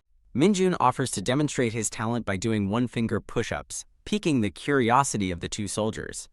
The red-haired soldier scoffs at the idea, but his companion, Sergeant Cho, calms him down and encourages Minjun to proceed. The two soldiers who were just mocking him are now frozen in a state of absolute wide-eyed shock. Minjun effortlessly performs a one-finger handstand, leaving his new bunkmates completely stunned by the impossible feat. In disbelief, they shout "V vertical," questioning if he can actually do vertical push-ups. As Minjun continues his push-ups, the soldiers speculate that his skill level must be that of a sergeant. While balancing perfectly, Minjun calmly tells them to get lost, his intimidating aura manifesting as a shadowy figure behind him. The two boisterous soldiers point in shock as someone enters, with the spiky-haired soldier exclaiming, "It's that bastard!" A stern-looking soldier in a beret enters the room, identified as Sergeant Lee Sungo. The red-haired soldier mocks Sergeant Lee for pretending to be tired, while the other teases him about his vacation for tormenting kids. Sergeant Lee angrily shouts that he got 4 days off and tells him to leave, but they just call him a party pooper as they exit. Annoyed, Sergeant Lee thinks he can't fight them, while in the background, Minjun is relieved that the two have finally left. With a huff, Sergeant Lee Sungo flops down on a bunk to rest, Later, an officer shows a video briefing on volcanic dungeons, explaining that their high temperature causes constant environmental damage. The officer orders Private First Class Lee Dongjin to properly instruct his new junior, and Dongjin snaps to attention with a yes sir. Minjun is surprised to learn that Lee Dongjin is his senior, who formally introduces himself. Lee Dongjin suggests they talk over food at the PX with a special permit, shocking Minjun, who realizes access is restricted. At the PX, Lee Dongjin generously tells Minjun to pick out anything he wants, though Minjun warns him he eats a lot. Lee Dongjin's kindness impresses Minjun, who thinks to himself that his new senior is a genuinely nice person. The cashier announces a 300,000 won total, and a sweating Lee Dongjin pays while Minjun asks why he's shaking. While eating snacks, Minjun asks why they need a special permit to use the PX. Lee Dongjin explains that lower ranks can only use the PX on weekends, and access to gyms and PC rooms is also restricted by rank. Minjun chokes on his chips in outrage, learning that only corporals and above can use the PC rooms, declaring it insane. Lee Dongjin calmly agrees it's unreasonable, but advises that as a low rank, he can't change it, and just has to get used to it. Startling his senior, Minjun asks if there is any way at all to change the frustrating rules. Lee Dongjin reveals that trying to change the rules would require the rank of sergeant, which he admits is not easy to achieve. Minjun, determined, thinks restricting PC rooms is unacceptable, and asks if there are other ways to advance in rank. Lee Dongjin confesses he's been a private first class for 3 years because he keeps failing the sergeant exam, asking if it's pathetic. Minjun encourages his senior, thinking he must get promoted quickly to help Lee Dongjin advance with him. Their conversation is interrupted by another soldier with an undercut, who asks what the new recruit and private first class are up to. Lee Dongjin nervously invites the newcomer, Corporal Kim Gwangshik, to join them, and offer Gwangshik eagerly accepts. Corporal Gwangshik happily helps himself to their snacks, munching away contentedly. Minjun observes this scene, thinking that just as his senior finished speaking, a weirdo appeared. After a loud burp, Corporal Gwangshik warns them to perform well in tomorrow's firearms training, or they're both dead. Lee Dongjin nervously explains he was just about to brief Minjun on the training, noting that it's different here. Gwangshik condescendingly asks if he's overstepping his boundaries by being concerned about Lee Dongjin. Fed up, Minjun thinks Gwangshik is a pain and decides not to hold back, his hand glowing with a sinister purple energy. As dark energy swirls under the table, Minjun coldly suggests Gwangshik should spit out what he just ate. Oop. Corporal Gwangshik suddenly chokes, spitting out his drink in a spray of shock and confusion. Gwangshik leaps up from the table in a panic as Minjun calmly asks what's wrong. Crying out that something is weird, Gwangshik frantically inspects his food, leading Minjun to privately mock him for checking expiration dates. Teeth gritting his teeth, a sweating Gwangshik dismisses his panic as nothing and tells them to get back soon. Clutching his stomach, Gwangshik wonders what's wrong, while Minjun smugly thinks his E-rank corruption skill is useful after all. With the corporal gone, Minjun calmly asks Lee Dongjin to continue explaining the firearms training. Lee Dongjin describes the KX-2 rifle and explains the bullets they use are far more powerful than the standard ICM munitions. He illustrates the difference, comparing the training center's standard rounds to a gentle pony. Bang, he continues the analogy, stating their ammunition is like a wild stallion, with recoil and sound like a cannon. Lee Dongjin explains that greater firepower is necessary for the front lines and advises Minjun to be prepared for a difficult start. Minjun finds the pony and wild stallion comparison fitting, a demonic horse with glowing eyes appearing behind him. Considering his own powerful revolver, Minjun internally compares it to an elephant, feeling confident about handling a wild stallion. Minjun grins with anticipation for tomorrow's training, while a concerned Lee Dongjin wonders if Corporal Gwangshik is unwell. Bang, bang, bang. The next day, gunfire erupts from the firearms training facility. Bang. Inside the shooting range, a soldier fires downrange, as Minjun observes from behind him. A direct hit obliterates the head of a hound monster paper target, which goes up in smoke. With his rifle still smoking, Minjun casually notes that he missed one shot, calling it too bad. The range instructor, in utter disbelief, reports the results: 19 direct hits and only 1 miss. The red-haired soldier, Lee Dongjin, and Sergeant Lee Singo stare on in absolute wide-eyed shock. As Sergeant Lee Sungo looks on, the other soldiers murmur in disbelief, wondering if Min Jun is a shooting machine or just incredibly lucky. The red-haired soldier admits his own above-average record of 14 hits pales in comparison, leaving Lee Dongjin to agree nervously. Observing the results, Second Lieutenant Kim Chilman and First Sergeant Heo Taesok are stunned, realizing the rumors about the elite soldier were true. When his bunkmates demand to know how he did it, Minjun's simple reply that he just followed instructions only frustrates them further. First Sergeant Heo Tae-seok officially congratulates Minjun on his 19 direct hits, encouraging him to maintain his performance. The praise comes with an unexpected assignment to this afternoon's special firearms training, leaving Minjun confused. The red-haired soldier eagerly anticipates the newbie's participation, while Lee Dongjin questions if First Sergeant Heo Tae-seok is being biased. Clapping, his squad mates swarm Minjun to congratulate him, lamenting that he was just one perfect shot away from earning a vacation. Minjun pulls Lee Dongjin aside to ask about the special firearms training, admitting he knows nothing about it. A flustered Lee Dongjin apologizes, explaining that newbies are usually exempt from the training to get used to their powerful ammunition. He explains the training involves dealing with moving, counter-attacking targets while being careful not to hit civilian plates. Lee Dongjin tries to reassure Minjun by explaining that while they will be facing real monsters, executives are controlling the situation. Far from scared, Minjun's face lights up with pure excitement at the mention of live monsters, declaring it sounds fun. The scene shifts to the mess hall, where the soldiers line up for their meal. While eating, Lee Dongjin expresses his continued disbelief, but Minjun encourages his senior by praising his own 13 hits as a good result. A blushing Lee Dongjin modestly claims he has some experience, but insists he's not technically very skilled. He points out that Sergeant Lee Seung-go is the squad's real ace, averaging an incredible 17 direct hits. As Minjun eats, he calmly processes the numbers and realizes with his score of 19, he is now the squad's #1 shooter. Lee Dongjin gives Minjun an encouraging thumbs up for the upcoming training, earning a slightly strained laugh in response. Curious about the team format, Minjun asks Lee Dongjin if they'll be partners. Lee Dongjin explains that the executives decide the teams, so he can't guarantee anything, prompting Minjun to ask how pairs are chosen. He reveals, with a look of dread, that the teams are decided entirely by a stressful ladder lottery. The scene shifts to the exterior of the invincible special firearms shooting range under a clear, snowy sky. Inside, First Sergeant Heo Tae-seok bellows that training starts in 5 minutes, ordering all troops to put on their vests. Minjun stands calmly with his arms crossed, a stark contrast to the nervous energy rippling through the other soldiers. Suddenly, Corporal Gwangshik appears behind Minjun, smugly announcing he's been teamed up with the newbie for a steep comparison. Gwangshik smirks, condescendingly stating that a corporal and a private are a world apart in terms of skill.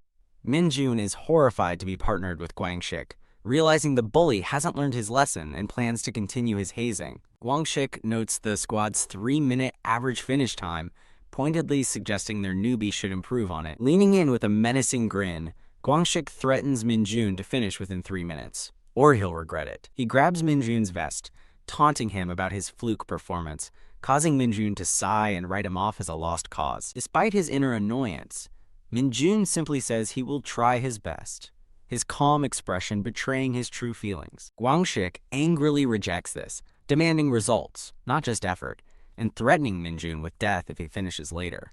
Pointing to the team ahead, Gwangshik orders Minjun to watch and learn, to which Minjun gives a clipped, formal response. Standing between 2 massive doors, First Sergeant Heo Tae-seok calls for the prepared shooters to report. Sergeant Kim Moongi and Sergeant Jeong Han-young step forward, confirming shooting lanes 1 and 2 are ready. The training course is explained. 2-person teams descend into an underground facility via separate individual elevators. Clang an elevator door shuts, sealing one of the determined sergeants inside as he begins his trial. The training's original intent was tactical monster slaying while protecting civilian targets within a confined space. However, it has since mutated into a fierce competition between troops for the fastest and cleanest completion time. Beep? A timer begins as the soldiers outside watch the trial unfold on a monitor displaying the course map and monster locations. Gwangshik explains the monitor to Minjun, noting that the more dangerous a monster is, the larger its icon appears on the map. The elevator doors slide open into a dark, foreboding corridor, revealing that the true nature of the challenge is unknown until faced directly. To his surprise, the first soldier is immediately confronted by a large, menacing rake toad.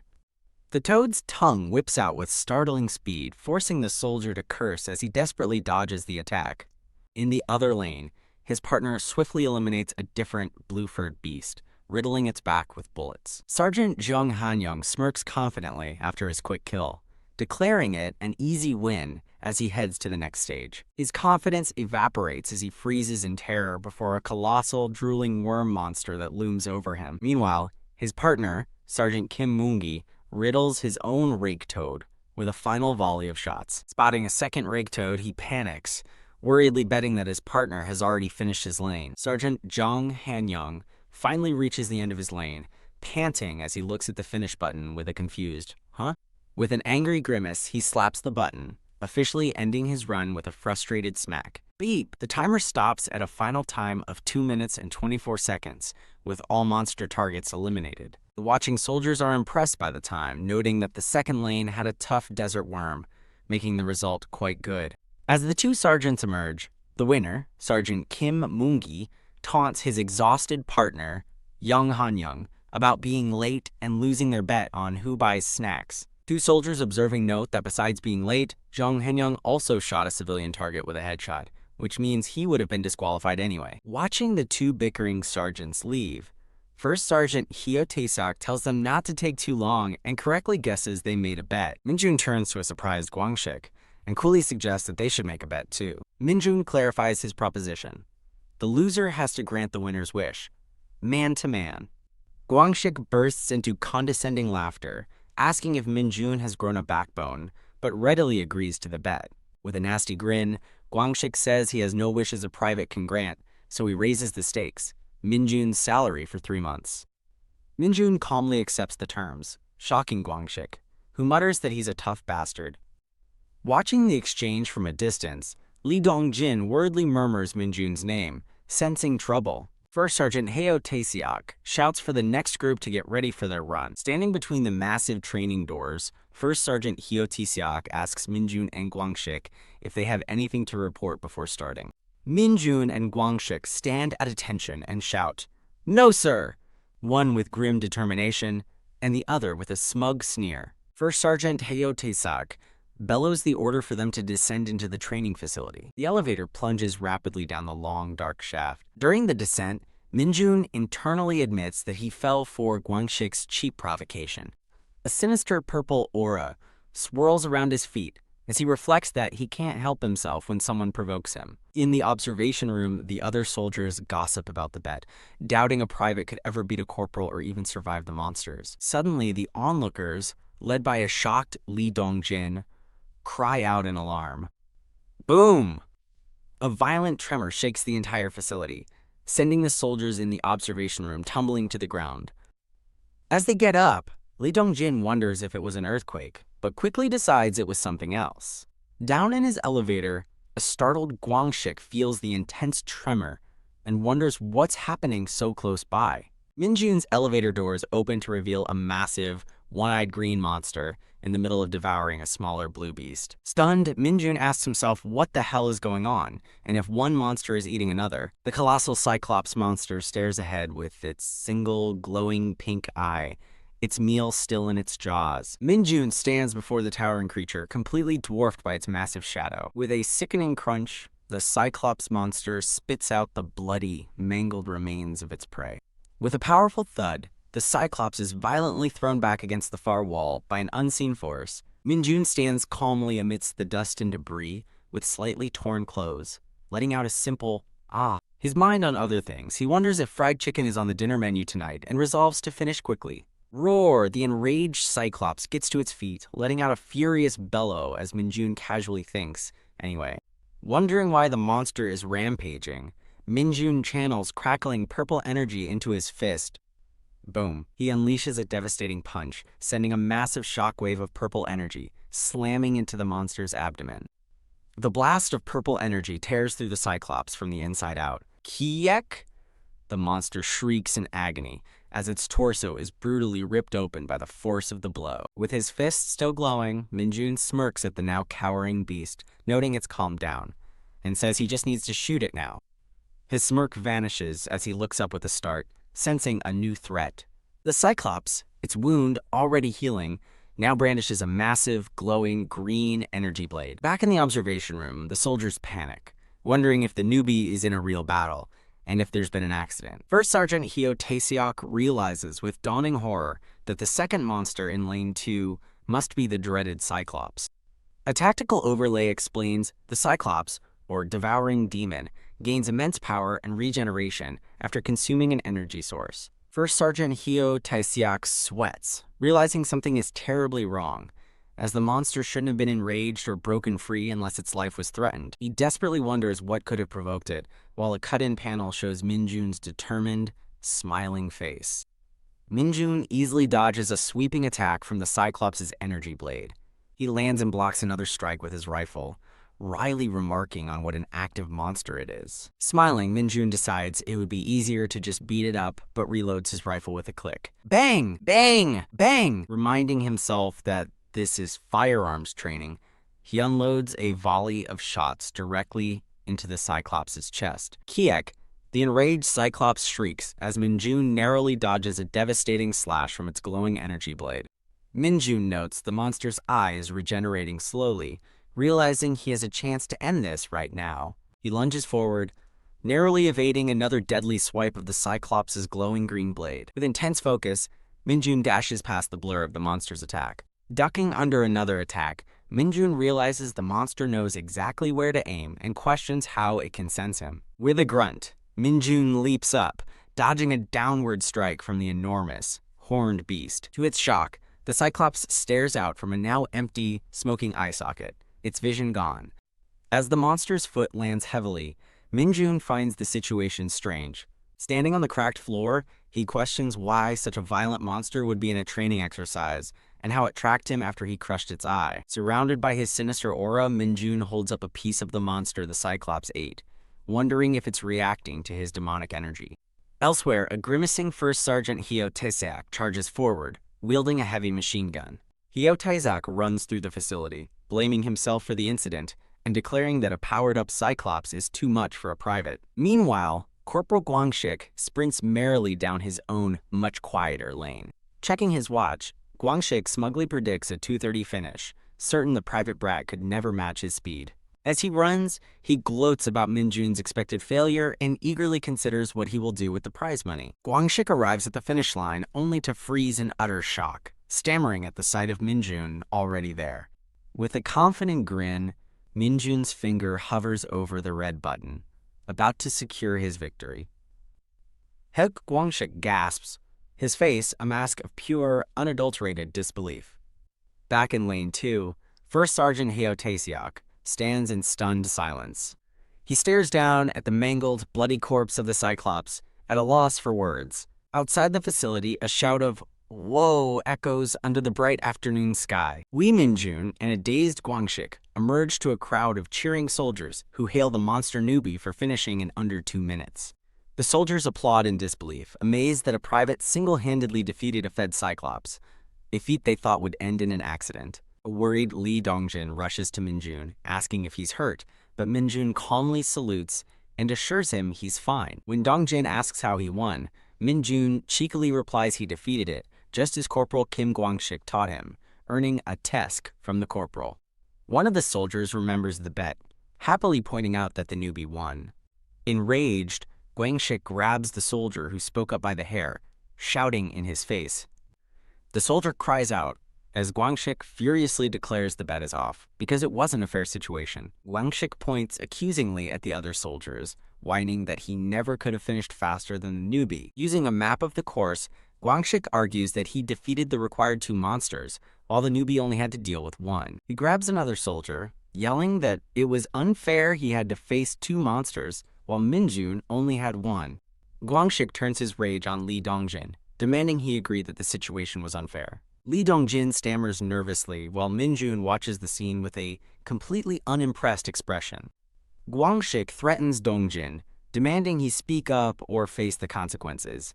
Minjun internally reflects that while he was planning to let the bet go, feeling bad about using his fists, seeing Guangxik bully Li Dongjin instead of facing him makes him reconsider. Minjun purposefully walks toward the commotion. A new sergeant steps in, calling Guangxik shameless for complaining when the newbie faced a greater risk, shocking him. Guangxik and the other soldiers stare in surprise at the man who just intervened. The other soldiers recognize their superior, murmuring in surprise, "Sergeant Li Xionggo." Guangxik forces a nervous laugh, trying to brush off the confrontation. Li Xionggo accuses Guangxik of showing off his rank, to which a snarling Guangxik glares, but Xionggo calmly counters that Guangxik is the one abusing his authority. Guangxik tries to laugh it off as a joke, but Li Xionggo's serious expression shows he's not amused. Li Xionggo coldly calls out Guangxik's behavior, saying he hasn't changed and still calls anything that doesn't go his way a joke. Sergeant Li Xionggo lectures Corporal Kim Guangxik, stating that a higher rank makes stubborn underlings surprisingly obedient. Guangxik's face flushes with pure, unadulterated rage at the public humiliation. Li Xionggo calmly asks if Guangxik has anything more to say. Completely defeated, Guangxik raises his hands in surrender, forcing a laugh and saying he has nothing to add. As Li Xionggo walks away, he sternly tells Guangxik to stay quiet. Because you shouldn't. As the sun sets, a soldier reveals the news that Sergeant Li Xionggo recently received a 2-rank promotion. As they walk, Li Dongjin explains that Sergeant Li Xionggo's 2-rank promotion was a special case for acing his exams, a path that no longer exists. He clarifies that the special promotion was abolished after a previous recipient caused a disastrous accident inside a dungeon. When Minjun asks about other options, Dongjin explains that exceptions can be made for heroic acts, like rescuing civilians. Dongjin adds that outstanding accomplishments in a monster hunt also count, but concedes that such evaluations are highly subjective. Minjun quietly processes this, realizing that any special promotion ultimately hinges on the commander's personal judgment. He internally admits his desperation for advancement, but finds the base eerily quiet, considering the constant monster threat he was told about. Lost in thought about his ambitions, Minjun barely hears Dongjin's friendly attempts to reassure him that a promotion will come soon. Just as Dongjin idly wishes for a gate to appear for some action, both he and Minjun are startled by a sudden development. An emergency alert blares from the command center, announcing a large swarm of middle bats has suddenly appeared at the oil reserve. As the alert continues, an ecstatic Dongjin yells for Minjun to go, while Minjun can hardly believe his wish was just granted. A tactical overview identifies the threat as D-rank monsters known as middle bats, whose glowing pink eyes pierce the dark. The report adds a crucial warning. The bat-like monsters can also spit deadly fireballs. At the oil reserve, 2 guards watch in horror as a swarm of bats gathers just outside the no-fire and no-gun zone. One guard raises his rifle in anger, but his partner stops him, screaming that they can't risk shooting near the flammable oil tanks. The calmer guard suggests they observe for now, hoping a team arrives with a protective shield before the bats make a move. The other guard anxiously asks what will happen if the bats ignite the reserve before the shield is deployed, to which his partner can only trail off grimly. Boom. They both imagine a catastrophic explosion, and the soldier admits that even the thought is terrifying. Helpless, the 2 guards can only watch the circling swarm, wondering what to do as the situation grows more dire. Minjun suddenly steps forward, calmly declaring, "I'll draw their attention," leaving the 2 guards utterly stunned. Recognizing him, one of the guards calls out in disbelief, "Aren't you the newbie from the 2nd company?" Ignoring their frantic warnings about his lack of equipment, Minjun orders them back, thinking he doesn't have time for such trivialities. Not when his precious guests, a golden opportunity for a promotion, are waiting for him. A sinister grin spreads across his face as he summons his crackling purple demonic energy. A brief flash of memory recalls the massive Cyclops devouring another monster in the training facility. He remembers the overwhelming power he unleashed to effortlessly crush the formidable beast. A monstrous bat screeches, its fangs bared as it lunges toward him. As expected, Minjun smirks, confirming that the swarm is instinctively drawn to his potent demonic energy. With a wide, confident grin, he welcomes the challenge, spreading his arms as his power flares. Just then, a reinforcement team carrying shield equipment rushes onto the scene, shouting orders to hurry. The team abruptly halts in confusion, staring at the scene before them as one soldier stammers, unable to explain. The arriving Sergeant Lee Seong-go berates his team for stopping, but a soldier struggles to report what's happening. The soldier points, explaining that Private Kim Min-jun is already engaging the enemy, prompting a shocked, "What?" from Seong-go. Sergeant Lee Seong-go stares in utter shock, his mouth agape at the unbelievable sight before him. "Kiek!" Min-jun effortlessly grabs a bat mid-flight and rips it apart with his bare hands. Phew. Finding the one-by-one approach too slow, he glances around, looking for a more efficient tool.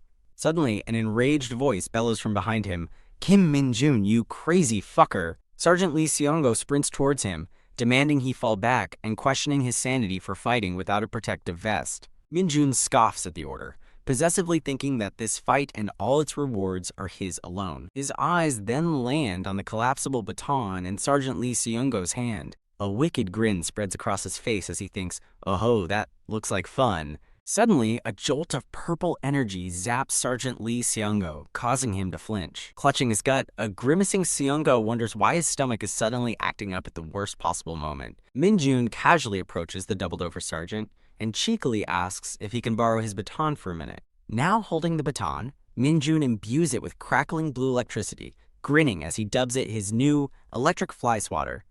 With a predatory gleam in his eye, he turns back to the swarm and thinks, "Now, let's get a move on," he yells, launching himself into the air with his newly electrified weapon. Pang pang. He strikes 2 bats, which instantly explode in bursts of blue lightning. Pang. Laughing with glee, he swings wildly, effortlessly zapping bats out of the sky, one after another. Sergeant Lee Seong-go watches from a distance in absolute disbelief, muttering, "That bastard, Kiek, is overpowering all of those middle bats," Seong-go thinks. Stunned by Min-jun's raw power, 2 soldiers carrying supplies stop in terror, one shouting in alarm at the sight of a monstrous bat. A massive demonic bat with glowing red wings looms over the military base as soldiers below cry out in shock. With a roar, the demonic bat unleashes a torrent of fire from its fanged maw. Sergeant Lee Seong-go decisively orders his men to open fire, declaring he'll take full responsibility. A soldier in a beret grimaces as he takes aim with his weapon. Suddenly, the soldier looks up in utter confusion, pausing his attack. Standing atop the fire-breathing beast, Min-jun casually taunts it with his electrified baton, asking if it knows what happens when you play with fire. With a manic grin, Min-jun declares, "You get burned," as he unleashes a powerful downward strike of blue lightning.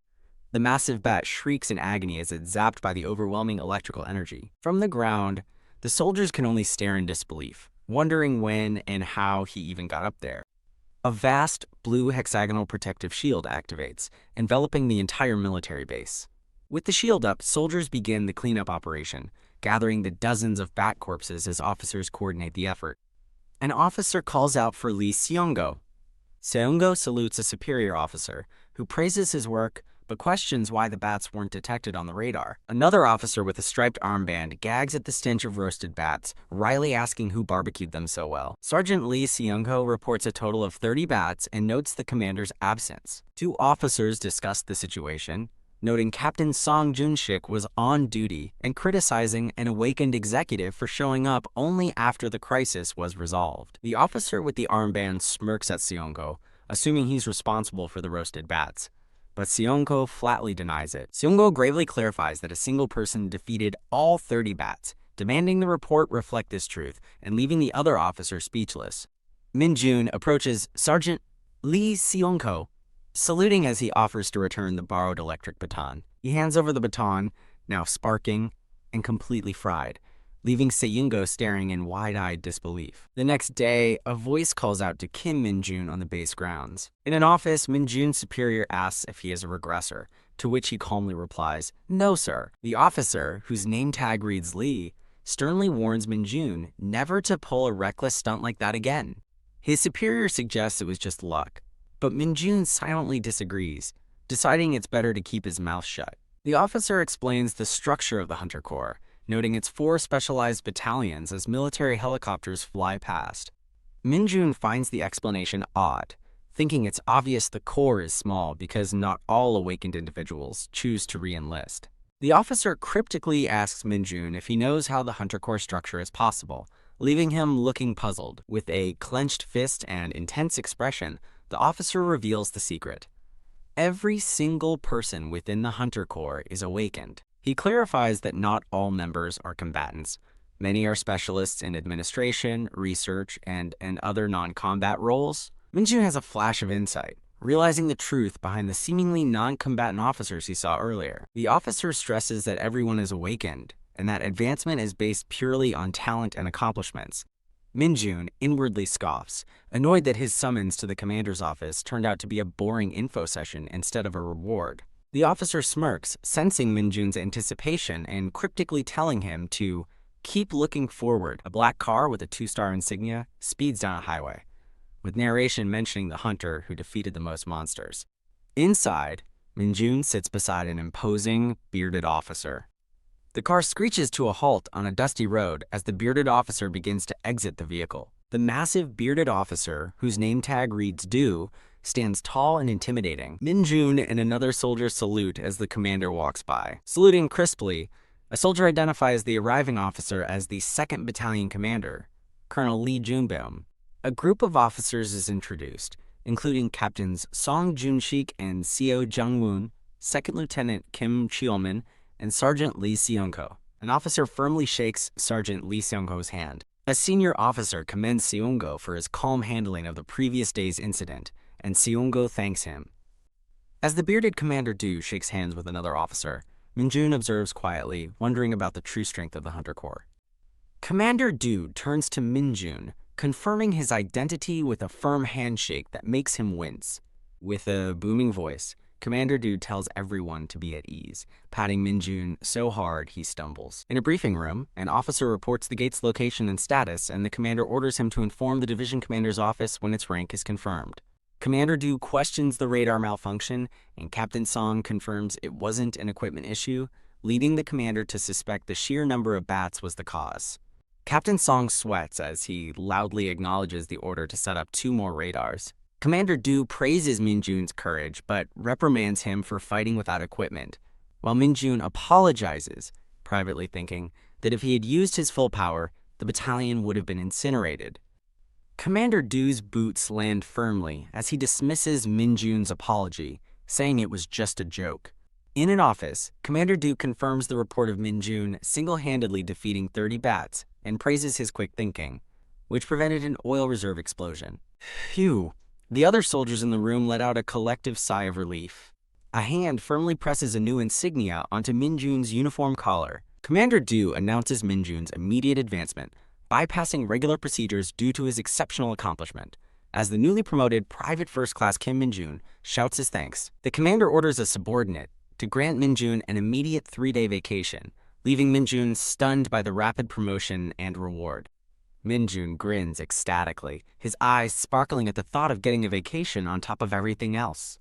As he walks out, he thinks to himself that military life is becoming quite exciting. Minjun walks down a hallway with the soldier from his squad. The other soldier congratulates Minjun on his accomplishments and his own resulting commendation, to which Minjun offers his thanks. The soldier asks what Minjun will do on his first vacation, and Minjun grins mischievously. Minjun dashes enthusiastically through a bustling city street. Spotting a PC bang, he happily decides to spend his time playing Dungeon Power Fighter. He grins deviously, reasoning that going home is pointless since the restricted area lacks an internet connection. Resolved to save time, he sprints toward the nearby PC bang for his vacation.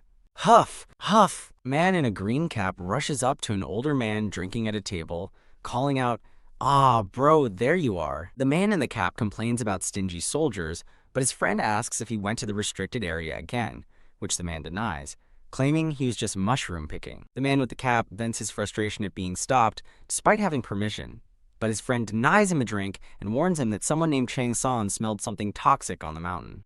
The friend adds that Chen Xiong had a headache for days and warns the man in the cap to stay away. Minjun stands nearby, having overheard their entire conversation. The 2 men stop talking, startled as they notice Minjun staring at them. Having hitched a ride, Minjun tells the civilian driver he can be dropped off here as the truck screeches to a halt by the roadside. The driver explains they can't go further due to military presence and asks Minjun if he can truly resolve the problem on the mountain. Minjun confidently assures the man that the restriction will be lifted by tomorrow. The two civilians stare back, stunned into silence by his bold claim. The driver cautiously wishes him well, asking not to be mentioned as Minjun cheerfully waves goodbye to their departing truck. Minjun turns to face a forest from which a menacing, swirling purple aura emanates. He smirks, revealing he came to Hwakion specifically for this, recognizing the familiar scent of demonic energy. Grinning with anticipation, Minjun looks up at the swirling vortex of dark power above the trees. Two soldiers in full gear, including gas masks, stand guard at a barricaded entrance to a cave. Crouching in the woods, Minjun notes the heavy security and decides to use his powers to avoid being noticed, summoning demonic energy into his hand. A sudden wave of purple energy envelops the two guards, who both clutch their stomachs in pain. One soldier is confused by the sudden pain, while the other cries out that he can't hold it in. Figuring they can slip away for 5 minutes, one guard convinces the other to abandon their post, and they hurry off into the woods. With the guards gone, the barricaded entrance to the dungeon now stands clear, wisps of purple energy still lingering in the air. Minjun smirks, pleased with the success of his magical prank. Entering the dungeon, he senses no monsters despite the overwhelming demonic energy. He shrugs off the mystery with a smirk and begins to gather the dense purple energy with his hands. As he absorbs the swirling demonic power, his entire body is enveloped in a brilliant purple glow. A holographic system window appears, announcing that his threshold of corruption skill has been enhanced due to his recharging demonic energy. The notification reflects in his eye as he breaks into a wide, triumphant grin. Reaching for the system window, he marvels at getting free demonic energy and a newly usable skill. A shadowy, monstrous silhouette looms as Minjun recalls his familiarity with this creature from his time in Isgard. With arms outstretched, Minjun commands the swirling darkness, emerge. A small, weak-looking demonic imp with a tiny tail forms from the swirling purple energy. Minjun looks on in disbelief, wondering if this pathetic creature is a penalty for dimensional travel or because his demonic energy stat is too low. Frustrated, he complains about its tiny, weak form that will likely wither in the sunlight. He stares at the creature, a sudden thought occurring to him. As the tiny demon rubs its belly, whimpering that it's hungry, Minjun realizes it has the useful ability to hide in shadows. Back at the barracks, Minjun salutes sharply, announcing his return from vacation to his stunned squad mates. Back in the barracks, Minjun's squad mates crowd around him, amazed that he's the fastest hunter to advance, and that the commander himself gave him the badge in vacation. As Minjun walks away, a fellow soldier calls his talent incredible, while another with glasses dismisses it as bullshit. Minjun generously offers his squad mate a gift bag containing moisturizer, leaving the soldier pleasantly surprised. The soldier happily accepts the gift, pulling out a box of moisturizer and promising to use it well. An older soldier with graying hair enters the room, sarcastically commenting on their touching friendship. The older soldier intensely asks Minjun if he brought him what he asked for, revealing he wanted a Maxim magazine. A menacing shadow falls over the older soldier as he holds instant coffee sticks, while another squad mate nervously tells Minjun he'll soon have to use honorifics with him. A red-haired soldier excitedly tells his friend that he saw Minjun's name on the list for advancement exams, leaving the friend stunned and questioning how it's possible. The red-haired soldier speculates that the division commander must have pulled strings for Minjun, as he doesn't even qualify yet, while Minjun listens silently nearby. The other squad mates gossip excitedly, wondering how the youngest is already taking the advancement exam and questioning if he's even the youngest anymore. Facing his curious squad, Minjun begins to explain that the training commander was the one who helped him. In a flashback, the training commander sits at his desk with a knowing, composed expression. An overhead view shows Minjun standing respectfully before the training commander's desk in his office. The training commander's shocked expression is superimposed over a map of Kyorwan, revealing his surprise at Minjun's request. Back in the present, Minjun sits casually on a locker, having finished his explanation. His squad mates are left speechless, with the red-haired soldier calling him a crazy for transferring just to take the advancement exams a year early to become a corporal. The older soldier laughs, remarking that if Minjun actually manages to pass, He truly is a crazy fucker. A squad mate warns Minjun about the tough orientation and specialty weapons training ahead, while the red-haired soldier gleefully tells them to have fun. A soldier asks Sergeant Kim if he's taking the exam, but he coolly replies that he has no reason to stay in the army. Minjun looks puzzled, wondering what specialty weapons training could possibly entail besides firearms. An instructor points to a whiteboard detailing the Hunter Advancement Examination orientation and calls for everyone's attention. In a classroom, the instructor advises the soldiers to concentrate, especially for the sake of the first-timers. Walking down the hall, Minjun reflects that the practical exam, testing stats, weapons proficiency, and monster handling ability is the most important part. He smirks confidently, thinking that passing is guaranteed and wondering what special perks a perfect score might bring. Resolved, Minjun decides to take a more serious approach to the upcoming exam. An instructor announces the start of special weapons training in front of a yard full of recruits and an arsenal of melee weapons. The instructor bellows that privates and privates first class are forbidden from picking any weapon other than swords, and the soldiers roar their compliance. He dismisses the corporals to train with their personal weapons, warning them not to slack off as they pick up axes and other heavy gear. The instructor begins the lesson, stating he will teach the basic swordsmanship from the Hunter Corps manual, but cautioning against following it blindly. Before the assembled recruits, he stresses the importance of adapting the techniques to their own personal styles. "Sir, yes sir." The instructor demonstrates a series of swift, powerful, and fluid sword strikes for the recruits. A recruit with curly black hair smirks, finally understanding why it's called specialty weapons training. A brief, intense flash shows a soldier fighting a massive, demonic bat-like monster. Minjun smirks, thinking it's foolish to rely on rifles alone when fighting monsters. While the other recruits struggle awkwardly with their training swords, one wonders if he's doing it right. In stark contrast, Minjun executes a flawless and powerful slash with his sword. He silently compares the training to his past, thinking that Asgardian swordsmanship is likely superior. Minjun leaps through the air in a dynamic sword form, leaving his fellow recruits watching with slack-jawed astonishment. He continues practicing with fluid grace, realizing it all comes down to application as his clumsy peers stumble in the background. The instructor interrupts the training, ordering everyone to stop and summoning Kim Minjun to the podium.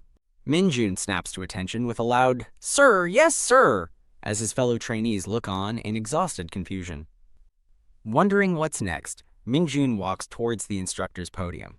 The instructor berates the recruits for their stiff movements and shockingly points to Minjun as the example they should all follow, leaving Minjun stunned. With his training stick ready, the instructor prepares to demonstrate with his chosen pupil. The instructor spars with Minjun, their movements a blur, as Minjun effortlessly keeps pace, demonstrating perfect form. Phew. Exhausted after the demonstration, Minjun slumps against a wall, sweating and complaining about the heat. Glad he isn't the training officer. The instructor, approaches and calls out to Kim Minjun. Instructor gives Minjun a nod of approval, commending him for his perfectly executed work. As the instructor walks away, Minjun finds a small snack cake in his hand, wondering if the man just carries them around to give out. A soldier with brown hair looks up in surprise as Instructor walks past him. Instructor grabs the startled soldier, saying he knows it's his first time training. The soldier nervously asks the instructor for help, admitting he struggles to use his specialty sword against monsters. As Instructor demonstrates a flurry of powerful sword strikes, he inwardly notes the soldier's earnest training. Instructor Lee grins, realizing the issue isn't with Private First Class Lee Dongjin's form, but something else entirely. The instructor thinks that this particular problem is his area of expertise, as an imaginary Minjun watches over a novice's battle. A menacing grin spreads across Instructor Lee's face as he vows to forge the young soldier. He envisions transforming Lee Dongjin into a top-tier hunter capable of slaying massive beasts. The scene shifts to soldiers enjoying some downtime, with a game of basketball. Elsewhere, two other soldiers relax, one playing a game of Go while his friend lounges with a phone. Dressed sharply in his uniform, Minjun stands ready with a cool, confident expression. The soldiers assemble in formation outside a large brick building under the watchful eye of an officer. Second Lieutenant Kim Cheolmin addresses the formation, introducing himself as their guide for the advancement exam. He demands their full attention and instructs each company to report their personnel count. At the officer's command, The soldiers begin moving in an orderly line to their transport. Boarding a bus, the soldiers depart for the 105th Division in Gapyeong, told to study on the way. On the bus, a soldier with wavy purple hair buzzes with excitement, telling his friend the 4th Battalion is coming, which means girls will be there. He grins, dreaming of showing off his specialty weapons proficiency to impress them. As his friend teases him about getting a girl's number, the soldier, Joe, feigns distress while Minjun listens with a blank expression. Minjun smirks to himself as he looks out the window, silently wishing them the best of luck. The bus journey continues, passing a beautiful, serene lake surrounded by mountains. They finally arrive at the 105th Division's sprawling base in Gapyeong. Inside a large hall, the candidates sit at their desks, ready for the written portion of the exam. An instructor named Kang angrily announces the results, revealing everyone passed except for Cho Jong-wook from the 2nd Battalion. As the successful hunters are ordered to the practical exam room, Joe and others snicker at Jong-wook's failure. Another soldier loudly scolds the mortified Jong-wook for failing such an easy test, drawing more laughter from the crowd. Unbothered by the surrounding gossip and commotion, Minjun calmly hums to himself. A serious female soldier with blue hair, whose name tag reads Sun, watches the scene while holding a clipboard. Outside the practical exam building, a voice congratulates the soldiers for their hard work. A panel of stern-faced examiners from the 105th Division officially welcomes the candidates. The exam overseer, Lieutenant Colonel Lee Cheolju, introduces himself at the podium. The soldiers stand at attention, listening as the lieutenant colonel begins his briefing. The blue-haired soldier, Sun, stands out among the men, drawing curious glances from those around her. Minjun observes her, realizing with a small smile that he's not the only one taking the exam less than a year after enlisting.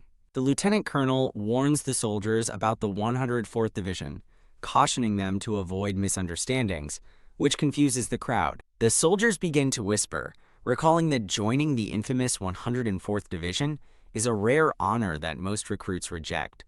One soldier turns to Minjun, and the group's murmuring stops as he asks for his name. The soldier's eyes fixate on Minjun's uniform, focusing on the Hunter Division patch. The blue-haired soldier's eyes widen slightly in recognition as she and Minjun share a brief, knowing glance. Captain Jang Sang-cheol takes the podium to announce the start of the stat test, beginning with strength, agility, and stamina. He explains that the first test, the strength assessment, is quite simple. The test is revealed to be a single, massively built man standing imposingly in the center of the gym. An officer states that simply moving the man an inch is a pass, causing Minjun to inwardly scoff at how ridiculous the exam is. The rules are clarified: a 1-minute time limit, with a 10-meter push earning a perfect 100-point score. The massive man plants his feet on a measurement track as the officer calls for the test to begin. A brawny soldier steps up first, confidently flexing his muscles before the challenge. He winds up and delivers a powerful punch directly to the massive man's chest. Ugh! His face turns bright red with strain, but the man doesn't budge an inch. He follows up with a powerful, desperate kick to the man's chest. The challenger collapses to the floor in defeat, as an officer reminds everyone that a score under 40 is an automatic failure. Gulp. The soldiers sweat nervously as the hulking man disqualifies Jang Won-ho for a low score of 10. The disqualifications continue with Lee Mi-ju, Jeong Yuna, and Jang Da-won, infuriating an officer named Jang, who clenches his pen. Hugh, amidst the failures, the blue-haired soldier Sun watches with a look of calm relief. The other recruits stare in wide-eyed shock at the sheer difficulty of the strength test. Hugh, the blue-haired soldier Sun, calmly approaches the starting line, preparing for her turn against the massive man. The other soldiers begin to whisper, identifying the pretty hunter as Son Yun-seo, daughter of the division commander. A soldier notes her sharp eyes and inherited strength, while another admits he's too intimidated to get any closer. Whoop! As Son walks past, Minjun realizes she must be the other person who received a special exception. Minjun confidently steps onto the track, his turn to face the imposing challenger finally here. With a smirk, Minjun eyes the 10-meter mark, contemplating the bonus points he could earn for a perfect push. He lunges forward, hand outstretched, ready to unleash his true strength upon the unmovable man. Minjun rockets across the floor, a blur of motion as he closes the distance to his target in an instant. The watching soldiers are frozen in stunned silence, their minds unable to process his incredible speed. Ah! The massive man grunts in exertion, digging his feet into the ground to resist the powerful push. The force of the impact is so great, it shatters the wooden floorboards beneath the man's feet. Both the massive man and Captain Zhang Sanxiu stare in utter disbelief at Minjun's overwhelming power.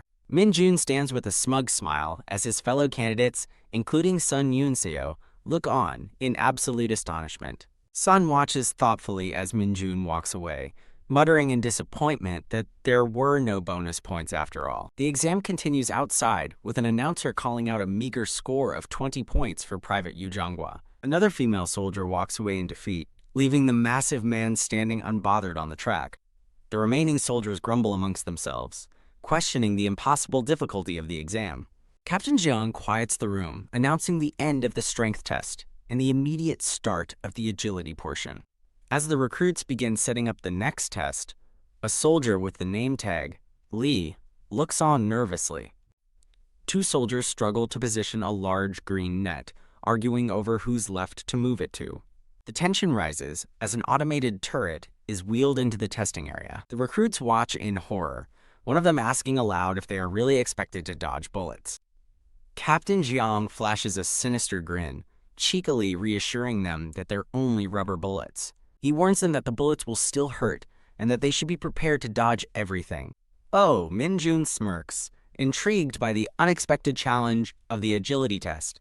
Captain Zhang stands ready with a remote control, looking quite pleased with the daunting setup. He explains from the podium that the first rule is simple: stay within the designated area inside the net. Though it's an agility test, he clarifies that anyone who can endure the hits for a minute will also be acknowledged. Captain Jiang outlines the disqualification criteria: leaving the net, getting hit within 30 seconds, or sustaining severe injury. A fellow recruit turns to Minjun, asking why he seems so surprised by the announcements. The recruit nervously asks if Minjun thought he'd be disqualified, to which Minjun just smiles confidently.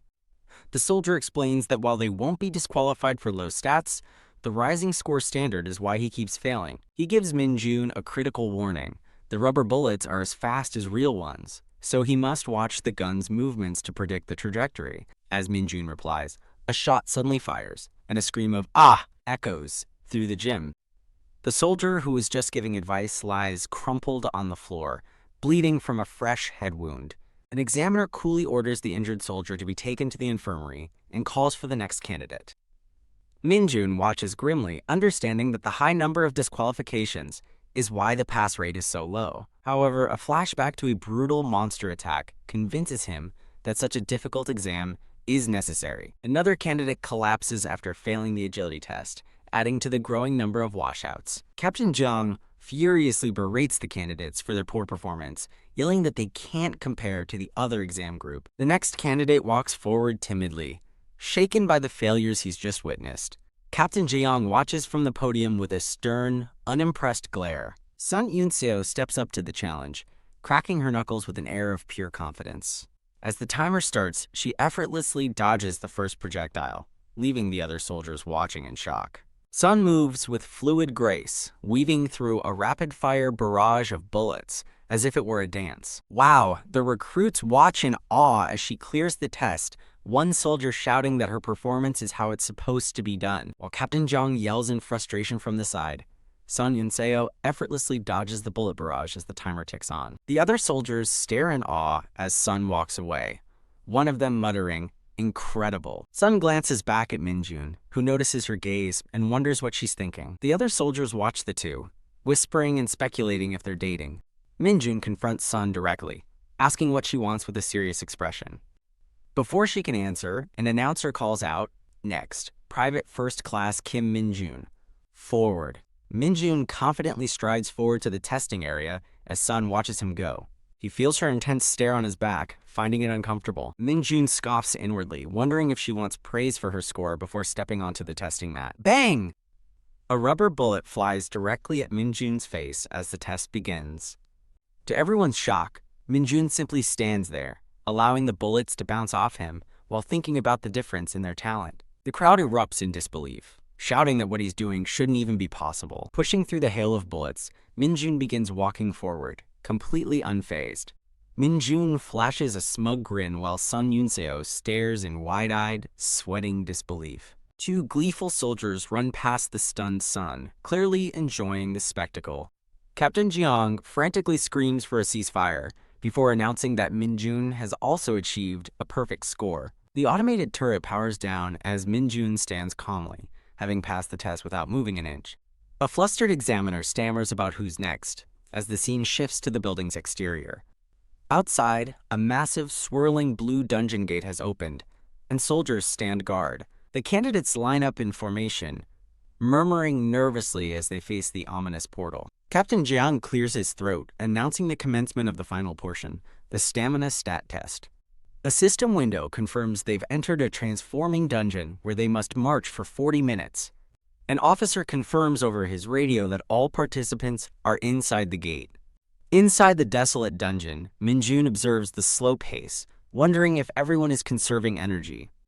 He finds the overly cautious and stifling atmosphere irritating as the group jogs slowly. Suddenly, Sun Yunseo grabs Minjun's arm from behind, startling him. Minjun turns, annoyed, wondering what she wants now. With a look of fierce determination, Sun gestures for him to follow her. Without another word, she bursts into a full sprint, leaving the rest of the pack behind. A wild, competitive grin spreads across Minjun's face as he watches her take the lead. He kicks off the ground with explosive force, instantly accelerating to chase after her. The other candidates yell in shock as Minjun blurs past them in pursuit of Sun. Sun looks back, her expression shifting to surprise as she sees Minjun closing the gap. Her eyes widen in disbelief at his incredible speed. The two rivals now run side by side, matching each other's blistering pace through the dungeon.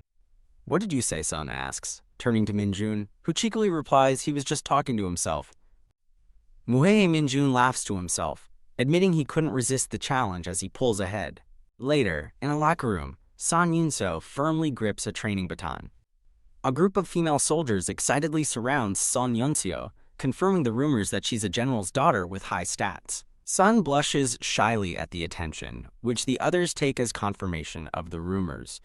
As she walks away, two soldiers whisper that she isn't as arrogant as they'd expected. They gossip about how easy her military life will be, predicting she'll be the top recruit of the year. Sun quietly puts on her jacket, getting ready for the next training exercise. She recalls Minjun's astonishing power, wondering to herself just what his deal is. White team wins. From a tower, a female soldier triumphantly waves a blue flag, securing the victory. Her teammates cheer wildly as she runs toward them with the captured flag. The announcer confirms White team's victory in record time and grants them a 10-minute break. An instructor in a red cap angrily orders the defeated blue team, including Sun, to assemble before her. The red-capped instructor praises her own smiling team for setting a new training center record and tells them to rest. Sun Yunseo's teammates shower her with praise for their easy victory, but she just looks flustered by the attention. Later in the locker room, the female soldiers relax and change after the training exercise. Suddenly, the blonde-haired soldier from Sun's team bursts through the door with a look of shock. She frantically announces that the capture the flag record they set in the morning has already been broken. She explains that the new, ridiculous record is 1 minute and 2 seconds, leaving her teammates to wonder how it's even possible. To Sun Yunseo's astonishment, she learns that Kim Minjun from the 4th platoon broke the record all by himself. While Sun brushes her teeth, rumors spread like wildfire that Minjun also set a new record in the shooting test. Even during a grueling march, she overhears more whispers about Minjun's seemingly limitless stamina and speed. That night, as the blonde soldier continues to list Minjun's legendary feats, an annoyed Sun Yunseo tells her to shut up and go to sleep. A flashback shows a tender memory of a large, gentle hand patting a young girl's head. The memory continues, revealing a young Sun Yunseo watching her imposing military father walk away. Lying in her bunk, Sun Yunseo silently vows to become strong just like her father. The scene shifts to an office where Captain Zhang informs Sun Yunseo he's called her for a discussion as his former superior's daughter. Sun Yunseo stands at attention and respectfully thanks him for his consideration. The captain notes her exceptional grades, telling her she can be dispatched to any division she wishes. As the captain considers her options, his thoughts drift to Kim Minjun. Suddenly, Sun Yunseo's focus shifts, and she wonders which division Kim Minjun has applied to. Back in the dungeon, Sun Yunseo reflects on her childish competitions with Minjun as she runs. She admits to herself that she provoked him out of frustration, and that she understands why he's mad. Minjun and his fellow soldiers stop in their tracks, looking ahead in shock. With an intense expression, Minjun reaches out to grab the soldier running in front of him. Sun Yunseo realizes with a blush that her competitive streak might have actually been jealousy. Deciding she should be the one to apologize first, she picks up her pace. She reminds herself that her true goal is to become strong on her own, not to be number one or rely on her father. She resolves to acknowledge Minjun's skill and learn from him instead of competing against him. Panting, she finally arrives at the turning point validation checkpoint. To her dismay, Minjun is already there, waiting with a smug grin and a validated stamp on his hand. He leans in close and cheekily tells her he almost fell asleep waiting for her to catch up. Furious and flustered, Sun Yunseo shoves her fist at the examiner, demanding her stamp immediately. All thoughts of apologizing forgotten, she storms away from the checkpoint, enraged by his smug face. After the test, Minjun stretches casually, while other soldiers emerge from the gate, completely exhausted. Captain Jung laughs heartily as he announces Minjun has finished in first place with a new record of 29 minutes. The results are confirmed. Sun Yunseo placed second, 3 minutes behind him, leaving her panting in disbelief. Captain Jang enthusiastically congratulates Minjun, confirming he achieved a perfect score in all stats. Overwhelmed by his performance, the other recruits can only shout a collective, "Sir, yes sir." Sun Yunseo quietly watches as Minjun and the other male soldiers prepare to leave. She listens as his friends laugh and joke with him about his effortless victory. As they walk away, the soldier beside Minjun thinks to himself that he was the one who fell for the provocation and ultimately lost. Accepting her defeat with a wry smile, Sun Yunseo concedes she has nothing more to say. Her resolve hardened, she confidently walks away, leaving the others in the distance. The scene changes to the exterior of the 105th Division Base's second practical examination center. Thud a foot stomps down, signaling the start of a new test. Inside, Minjun stands calmly, now surrounded by a horde of goblin-like monsters. Grrr. The green and blue monsters snarl aggressively, preparing to attack. In the next moment, a green goblin lies dead on the floor in a spreading pool of its own blood. Sword in hand, Minjun wipes sweat from his brow, already prepared for the next wave. A blue goblin charges forward with a club, but Minjun stands his ground, gripping his sword. As he parries the blue goblin, a much larger green monster swings a huge club down from behind. His eye widens in momentary surprise at the coordinated pincer attack. Reacting instantly, Minjun swings his sword up, blocking the massive club just before it crushes him. Pao Minjun counters by delivering a powerful kick directly into the blue goblin's chest. Sweating slightly, he turns his focus to the other green goblin, charging from his side. With a grit of his teeth, Minjun twists his body to swing his sword. In one fluid motion, he decapitates the charging green goblin, ending its attack. He sidesteps just as the larger goblin he blocked earlier recovers and lunges at him. Haha, Minjun catches his breath, clearly feeling the strain of the continuous battle. A new goblin with glowing red eyes glares menacingly from the shadows. The scene shifts to another soldier, Li Dongjin, panting as he faces two remaining goblins. From a balcony above, Minjun watches the test unfold, hidden behind dark sunglasses. A flashback shows soldiers practicing sword techniques, with narration explaining this was a demonstration for examiners. The flashback concludes, showing an examiner with a clipboard noting the soldier's performance, which marked the end of that test. In the past, a younger Li Dongjin finishes a practice form while an examiner watches. The examiner, Sergeant Zheng, gives a nervous Li Dongjin an encouraging thumbs up for his performance. Returning to the present, a winded Li Dongjin faces the monsters, the narration noting a significant difference in this test. Keek! The goblins shriek as they charge at the exhausted soldier. Privates first class, like Li Dongjin, must defeat 3 goblins with their chosen weapon. He engages the monsters in what the narration confirms is no mere simulation, but actual combat. Panting heavily, Li Dongjin drives his sword into the last blue goblin, finally ending the fight. He stands over the fallen monsters, a bloody slash marking his victory. An examiner informs Private First Class Li Dongjin he took nearly 8 minutes and dismisses him. Shit, Li Dongjin thinks, walking away in disappointment past the corpse of his final foe. A montage flashes through his desperate and clumsy struggle against the goblins. Watching from above, Minjun wonders if Lee Dongjin doesn't trust his own abilities. Minjun observes as the dejected Lee Dongjin walks away from the testing area. Walking with purpose, Minjun encourages the disheartened Lee Dongjin and resolves to become a corporal today. A blue-haired female officer and Captain Jiang look on in shock at Minjun's choice. Minjun enters the arena, confidently resting a spiked metal bat over his shoulder. Captain Jiang watches with skepticism, thinking that despite Minjun's perfect stats, choosing a bat ensures a difficult fight. A gate lifts, revealing a hulking blue goblin flanked by two smaller green ones. Minjun smirks, dismissing their brute strength as nothing more than simple impact. He squares up against the three charging goblins, ready to swing his bat. A blue arc of energy follows Minjun's bat as he unleashes a powerful swing. The three goblins rush forward together, raising their clubs for a coordinated assault. In an astonishing 4 seconds, Minjun obliterates all three monsters with a single strike. The examiners are flabbergasted, questioning how such a talented hunter could be a mere private first class from the 104th Division. Whoa! The entire observation deck erupts, with recruits cheering wildly while the officers stare in stunned silence. With his bat dropped, Minjun spreads his arms wide, soaking in the stunned silence, and commanding them to behold his power. Outside, the instructor congratulates the assembled soldiers for completing the exam.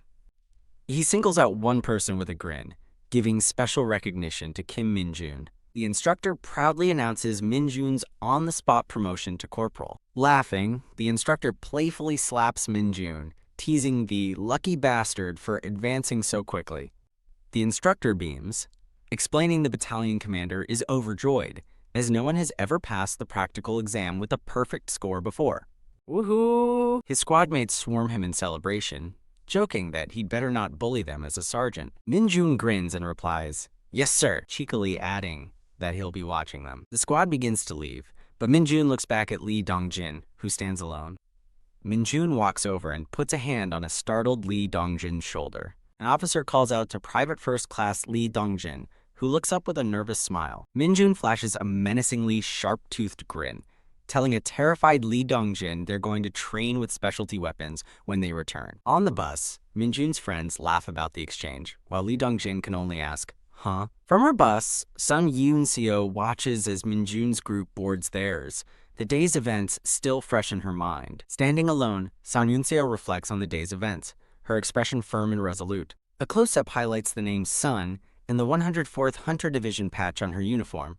In a flashback, she skillfully fights off a pack of monstrous wolves during her combat test. Thud.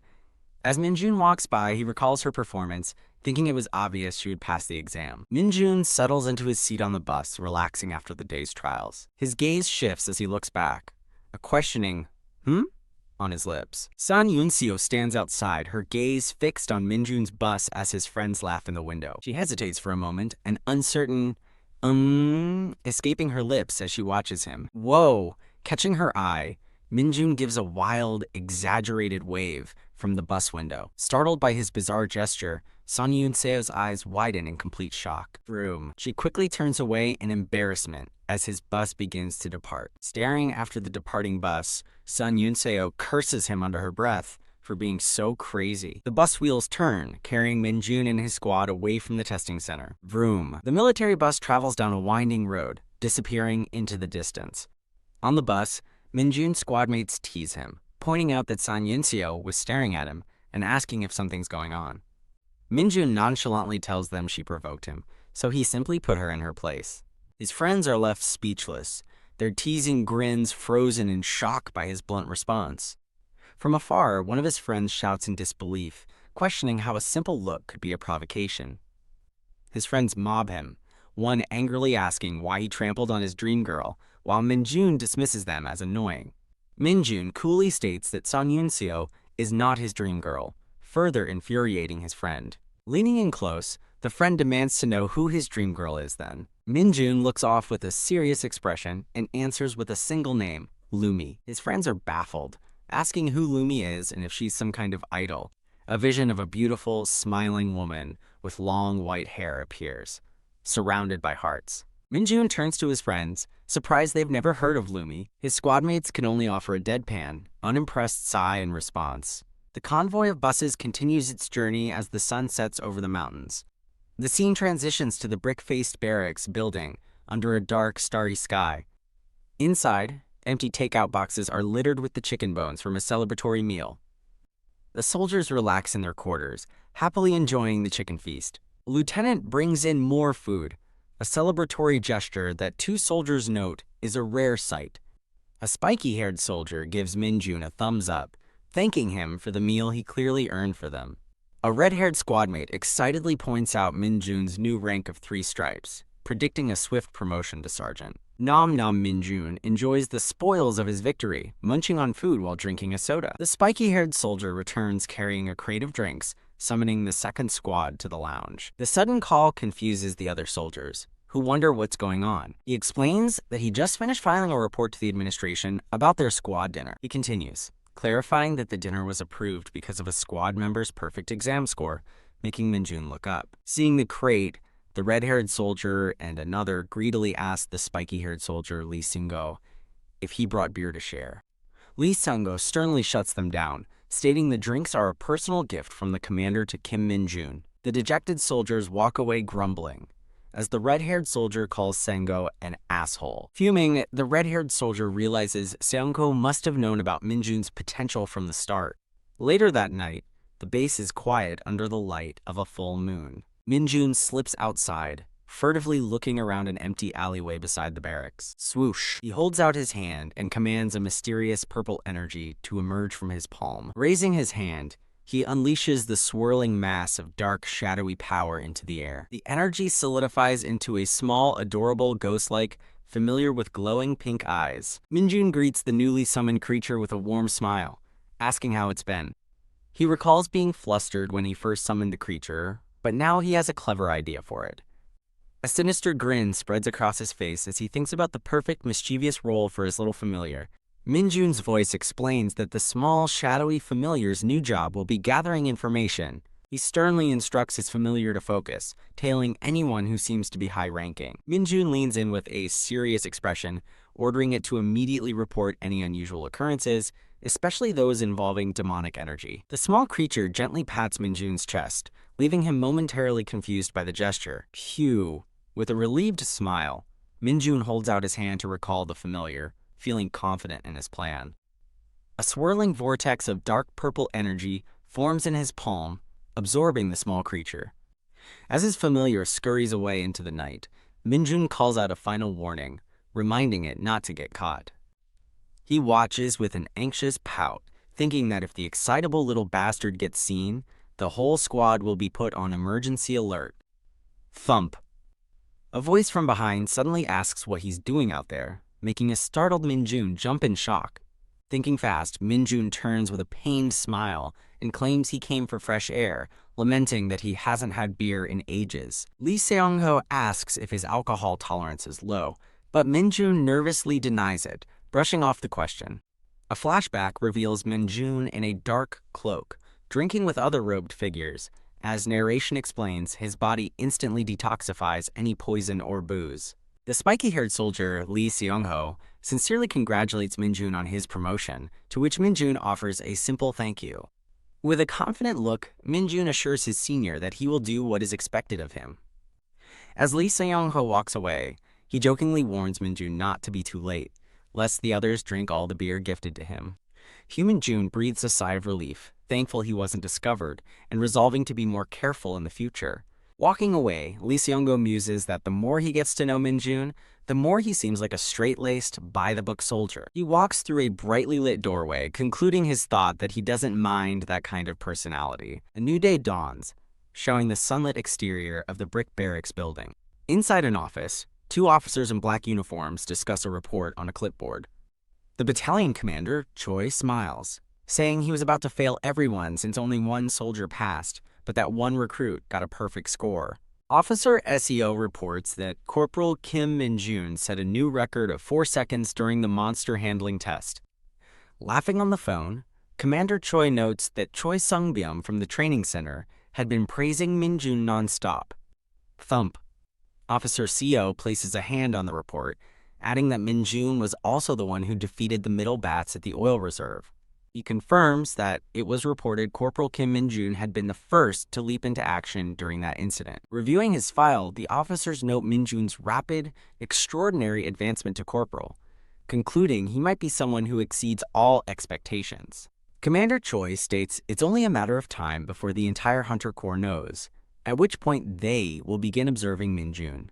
A stunned officer SEO asks if he's referring to the elite Hunter Special Forces Brigade and questions his immense trust in Corporal Min-jun. The commander affirms his decision with conviction, explaining that after seeing countless hunters, he has a strong sense about this one. The commander, whose name tag now identifies him as Lee, sits back, stating there have been monstrous talents known as Hunter Corps legends. Gazing into the distance, Commander Lee declares that a new legend will be born in the Hunter Corps. The scene shifts to the vast windswept dunes of a desolate desert landscape.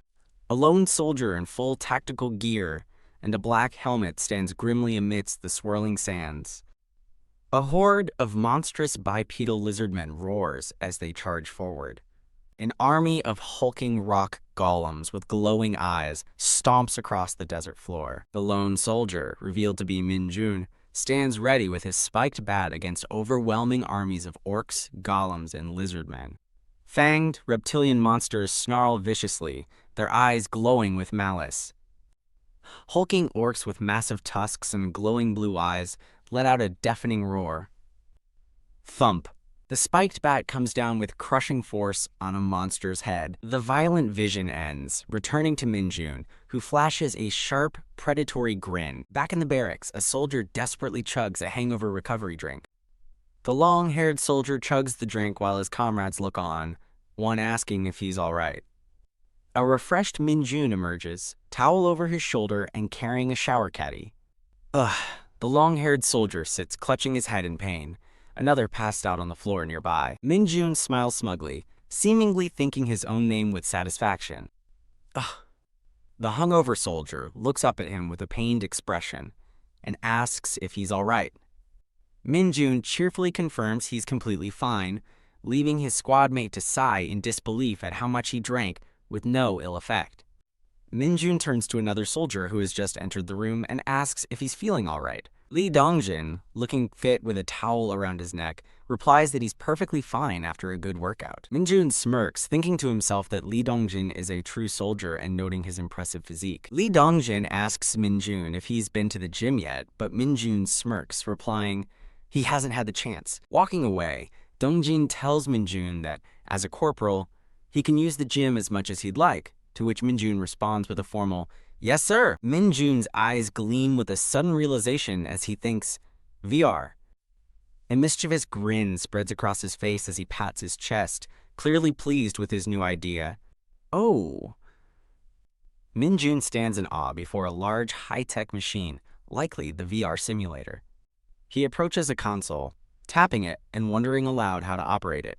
His finger selects an orc icon on the glowing blue screen, confirming his choice. He mashes the number input, excitedly demanding as many monsters as possible.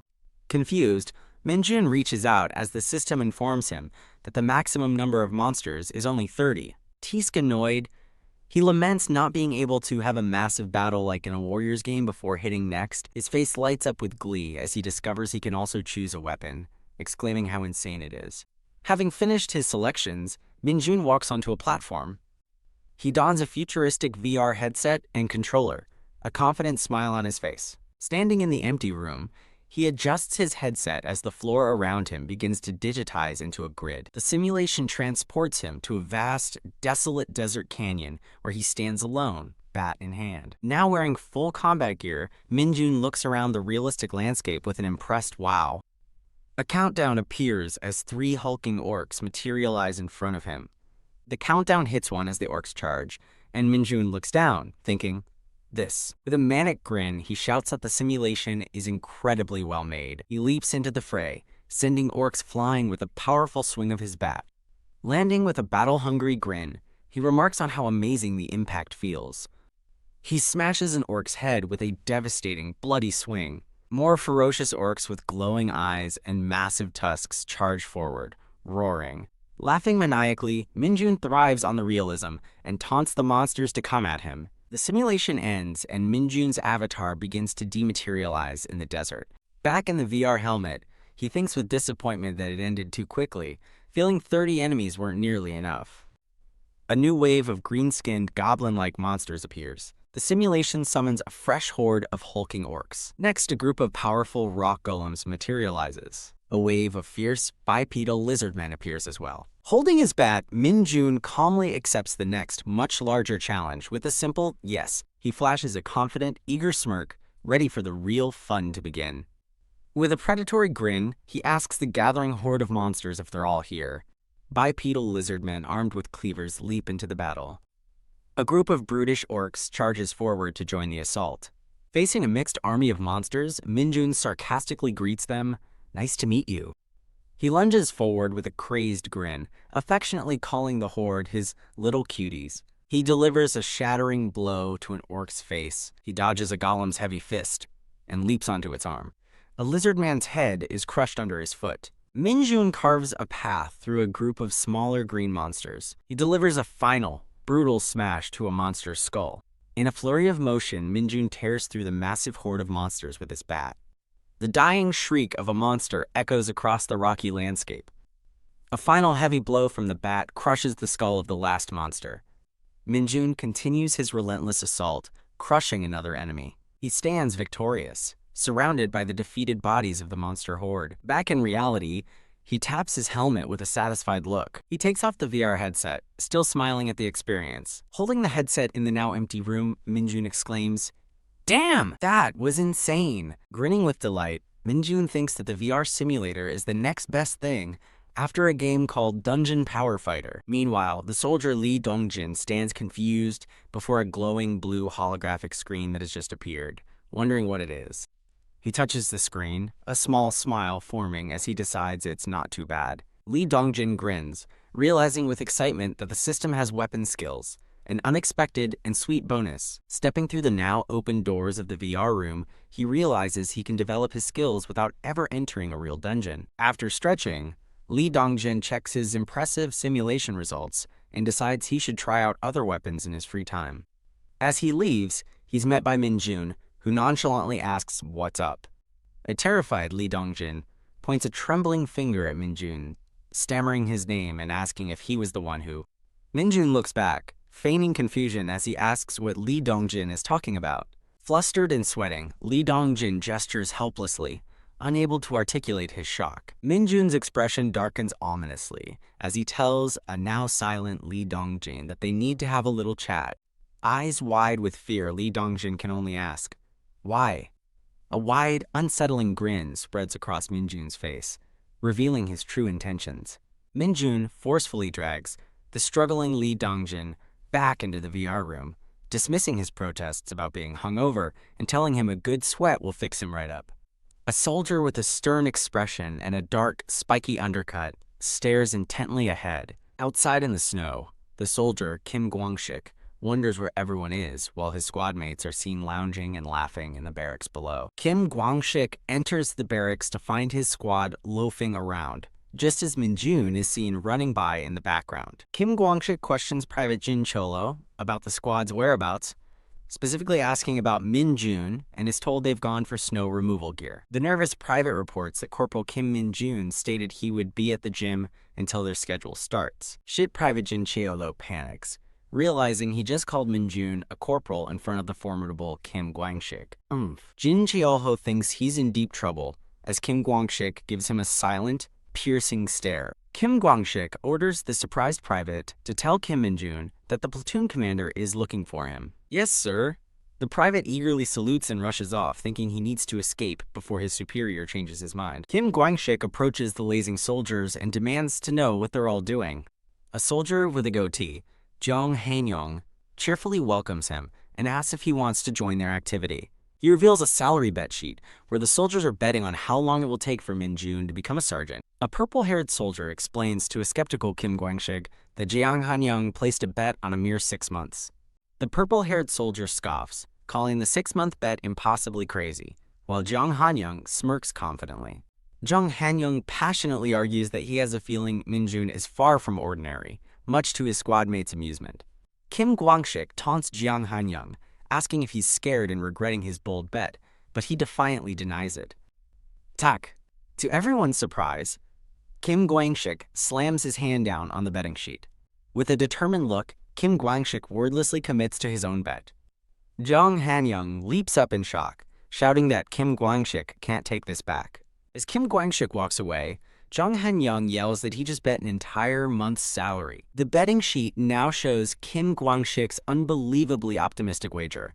He believes Minjun will become a sergeant in just 1 month.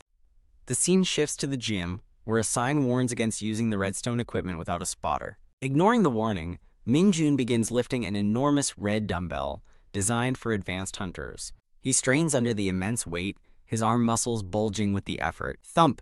He drops the heavy red weights, having completed his set. Flexing his arm, Minjun grows frustrated that his stats haven't increased despite days of intense weightlifting, wondering if it's all been for nothing. He recalls his past life and the otherworld hero's strength skill, musing that he prefers skills that grow stronger with his stats. Imagining a powerful, heroic form, he laments how difficult it is to raise stats and wishes for a similar skill now. He has a sudden epiphany, his eyes widening in realization. A system window pops up, announcing the creation of the skill Power E and a 5-point increase to his strength. It worked. Blushing with excitement, Minjun celebrates his new, basic skill, knowing he can rank it up later, while Private Jin Chiolo peeks in. Private Jin Chiolo snaps to attention, saluting as he informs Corporal Minjun that the platoon commander is looking for him. With skill literally glowing in his eyes, a beaming Minjun turns and cheerfully thanks the private. The private is left utterly confused by Minjun's ecstatic reaction to being summoned. Lala Minjun happily walks past, wondering to himself why everyone is acting so strangely today. Arriving at the commander's office, Minjun stands at the door and snaps into a formal salute. The platoon commander greets Minjun with a cheerful wave from his desk, exclaiming, "You're here!" He leads Minjun into the counseling office, casually telling him it's nothing special and just for a chat. The commander asks Minjun how his corporal life is going after nearly a week, and Minjun replies that he's having a great time. Beaming with pride, the commander congratulates Minjun on his advancement. The commander reveals that his own recent advancement is all thanks to Minjun resolving the incident with the middle bats. He expresses sincere gratitude, but a smiling Minjun modestly waves it off as nothing. The commander then presents a folder, stating this is the real reason he summoned Minjun. He explains the folder is a reward from the battalion commander for both the incident and his perfect exam score, and Minjun thanks him. Apologizing for the casual presentation, the commander explains the Hunter Corps avoids formal events, but assures him the award of excellence will count toward his experience. Minjun stares at the award in surprise, his eyes wide. His eyes sparkle with excitement as he realizes these awards could grant him another early promotion. The commander nervously replies, "Probably?" The commander explains that it's a rare award for a new hunter, and even fewer have received multiple. Minjun leaps to his feet, excitedly asking if getting 10 awards will earn him another advancement. The commander jokingly asks if he thinks awards are like fried chicken coupons, while a shocked Minjun realizes his blunder. The scene shifts to a military platoon standing at attention as their commander orders them to prepare their specialty weapons. A soldier in a helmet announces that their platoon has been assigned to clear a dungeon. He expresses confidence that if they follow their training, they will complete the mission without any injuries. As he briefs the soldiers, Kim Gwangshik walks past carrying a heavy green case. The soldiers listen with faces full of dread and despair. The commander reveals their destination is the monster rat nest, infamously known as the sewers. The squad enters the dungeon, identified as Corporal Kim Minjun, Corporal Jung Hanyang, and Private First Class Lee Dongjin. A narrative explains that the monster rat nest dungeon is not highly dangerous, introducing key personnel like Platoon Commander Kim Cheolmin and Vice Commander Kim Minji. However, the dungeon is known to spawn over 200 monster rats, causing a soldier to clench his fist in alarm. A masked soldier raises his fist and calls out to his commander. Two soldiers in masks discuss their plan of attack at the dungeon's entrance. One soldier points out the single entrance on a map, suggesting they lure the monsters to that choke point. The commander agrees with the strategy and orders his men to prepare the bait. The platoon moves deeper into the dungeon, with a note explaining the need for special gas masks due to the terrible smell. Private First Class Ju Seongji opens a case containing the bait. Two soldiers complain about the disgusting monsters, one adjusting his uncomfortable mask. The commander cautiously looks inside the opened case of bait. A hand reveals the bait, a stinky pixelated banana. The two soldiers recoil in disgust, realizing why the monsters smell so bad. The commander orders his troops to lay out as much of the bait as possible. A soldier carefully steps over a pile of old bones scattered on the ground. The commander looks down, a sweat drop forming as he stands speechless before the bones. Standing on a ledge, he looks down in confusion at a massive pile of skeletons below. The camera reveals the true scale of the skeletons, which are far too large to be from rats. A close-up shows a large, feline-like skull among the bones, confirming his suspicion. Staring in shock at the massive skull, the commander realizes something is terribly wrong. A soldier frantically warns that a swarm of monster rats is charging from the front entrance. The commander quickly orders everyone to get ready and form a horizontal line at the entrance. With a series of thuds, the soldiers plant their feet, forming a defensive line. The commander orders the privates to fall back to the vice commander's position. A smirking Jang Han-young challenges Min-jun to a bet on who can kill more rats, which Min-jun instantly accepts. Jang Han-young warns Min-jun not to let his guard down before inviting the squad commander to join their bet. The squad commander looks on, a slight smile suggesting he's considering the offer. A massive swarm of monster rats with glowing yellow eyes pours out of the darkness. The commander draws his blade and shouts for his men to hold the line and not break formation. A nervous soldier trembles as he prepares to engage the approaching horde of rats. Corporal Kim Moongi joins the battle, expertly slicing a monster rat in half with a glowing blue blade. Corporal Jung Han-young unleashes a flurry of slashes, cutting down a group of rats with graceful ease. Sergeant Lee Seung-ho, the second squad commander, brutally smashes a rat with his glowing energy shield. Sergeants Kim Jong-tae and Cho Tae-wook, the fourth and third squad commanders, effortlessly cleave through the rat horde. With deadly precision, Corporal Kim Gwang-shik slices through multiple monster rats, joining the fray. Watching the chaos, a masked soldier silently observes the impressive performance of his comrades against the charging rats. He notes internally, with a hint of admiration, that everyone is fighting exceptionally well. Squeak! A rat is suddenly crushed by the blunt force of Min-jun's black tonfa. Min-jun fluidly swings his weapon, carving a path through the rats as he begins to focus his thoughts. Standing over a fallen monster, Min-jun's attention is drawn elsewhere as he thinks of two particular soldiers. He tightens his grip on his weapon, focusing on the impressive commanders. Min-jun watches as platoon commander Kim Chul-min and vice commander Kim Min-ji flawlessly eliminate any rats escaping the main formation. He realizes their incredible skill in covering such a large area proves they are far more than just casual gamers. Min-jun demonstrates his own skill, cutting down several more rats with his tonfa. The camera focuses on Private First Class Lee Dongjin, his eyes filled with grim determination. Min-jun notes with satisfaction that Lee Dongjin's special training is clearly starting to pay off. With a battle cry, Lee Dongjin leaps into the fight alongside his comrades. As the battle rages, the commander yells that he'll be right over to assist. The platoon commander watches the battle unfold with a silent, calculating expression. Min-jun stands ready, his glowing tonfa held defensively as he surveys the battlefield. A soldier looks back in wide-eyed shock, shouting in alarm at an unexpected development. The platoon is suddenly flanked as a second horde of monster rats charges from the rear, catching them by surprise. The platoon commander yells in disbelief, confirming they are now being attacked from behind. He orders the 1st and 4th squads to pivot and defend the rear entrance. The commander shouts further orders, telling the privates to stay defensive with their shields and not overextend themselves. Soldiers fight back to back, one smashing a rat with a hammer while another fends off an attack. Crack! The sound of a rat skull being crushed echoes as its companions recoil in shock. A red-haired soldier rallies the troops, saying they're almost done, but Min-jun suddenly senses something is wrong.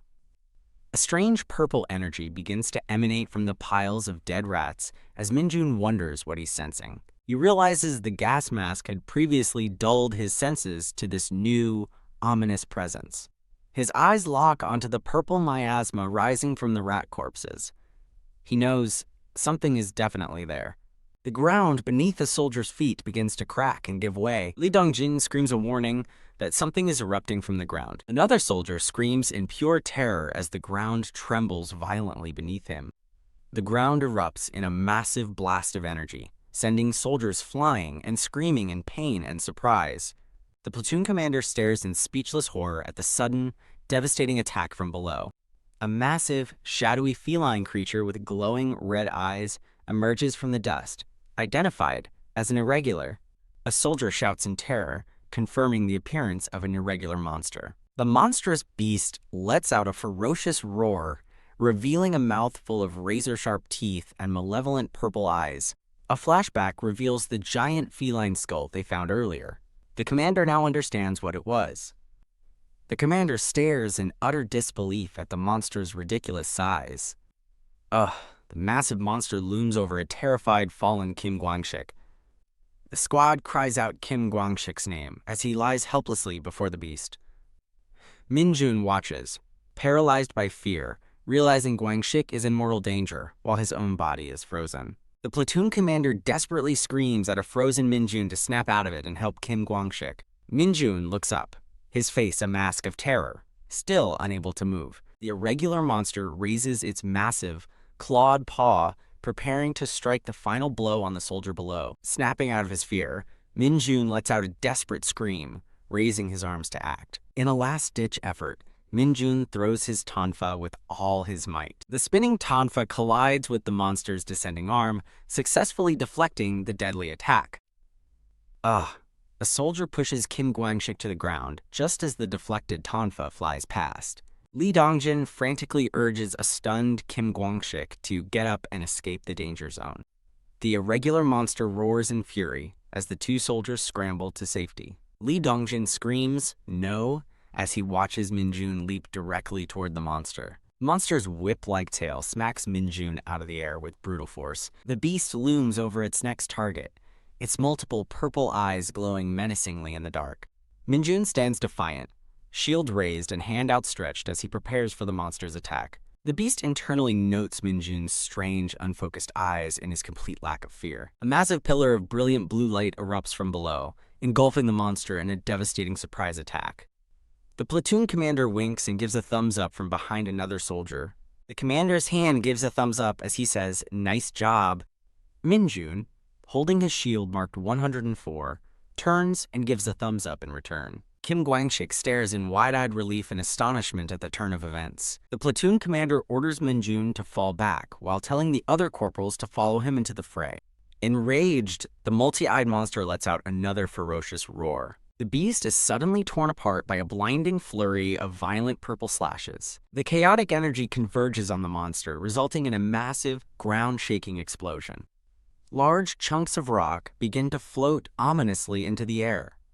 Minjun looks back in alarm as a massive boulder crashes down right beside him. Looking up at the chaos, Minjun sarcastically thanks the unseen asshole for the assist. The monster swings its massive claw, now infused with purple energy, directly at Minjun. With purple lightning crackling in his eye, Minjun thinks he was worried someone might witness his true power. Wham! Minjun effortlessly blocks the monster's titanic claw with his shield, unleashing a powerful shockwave. He charges forward, shield first, moving with incredible speed. Minjun leaps high into the air and smashes his shield down onto the monster's head. Landing a powerful kick, Minjun sends the giant beast reeling backward. Screech! A torrent of blue energy blasts rains down, pummeling the monster relentlessly. Minjun stands poised for his next move, his fist glowing with a faint blue light. Squeak! The monster, pinned and broken under a pile of rocks, lets out a final, pathetic whimper. Minjun raises his hand as a dark, ominous purple energy begins to swirl around his body. He gathers the chaotic energy into a swirling orb, pulling it from the defeated monster's corpse. The last of the purple miasma is absorbed from the beast with a final, definitive thud. Minjun smirks at a system window confirming his energy absorption, noting the monster had a good amount. He smiles confidently, promising to put the newly acquired power to good use. The scene shifts to outside the dungeon gate, where two soldiers stand guard. The platoon rests on the ground, completely exhausted from the unexpected battle. A purple-haired soldier smugly asks the platoon commander if he admits defeat in their bet, and the commander sighs. Yeah. The commander from the award scene reports over the phone that they encountered an irregular monster and have all retreated. He glances to the side as he confirms for the person on the line that there was only one. He concludes that the monster was defeated by a platoon member, while another commander sniffs the air, reacting to a foul odor. The commander covers his nose in disgust, muttering a curse as he requests a reinforcement task force. A soldier pats himself down, complaining that from mosquitoes to monsters, nothing is normal on the front lines. Kim Gwang-shik gratefully thanks his savior, admitting that he was so shocked he completely froze up.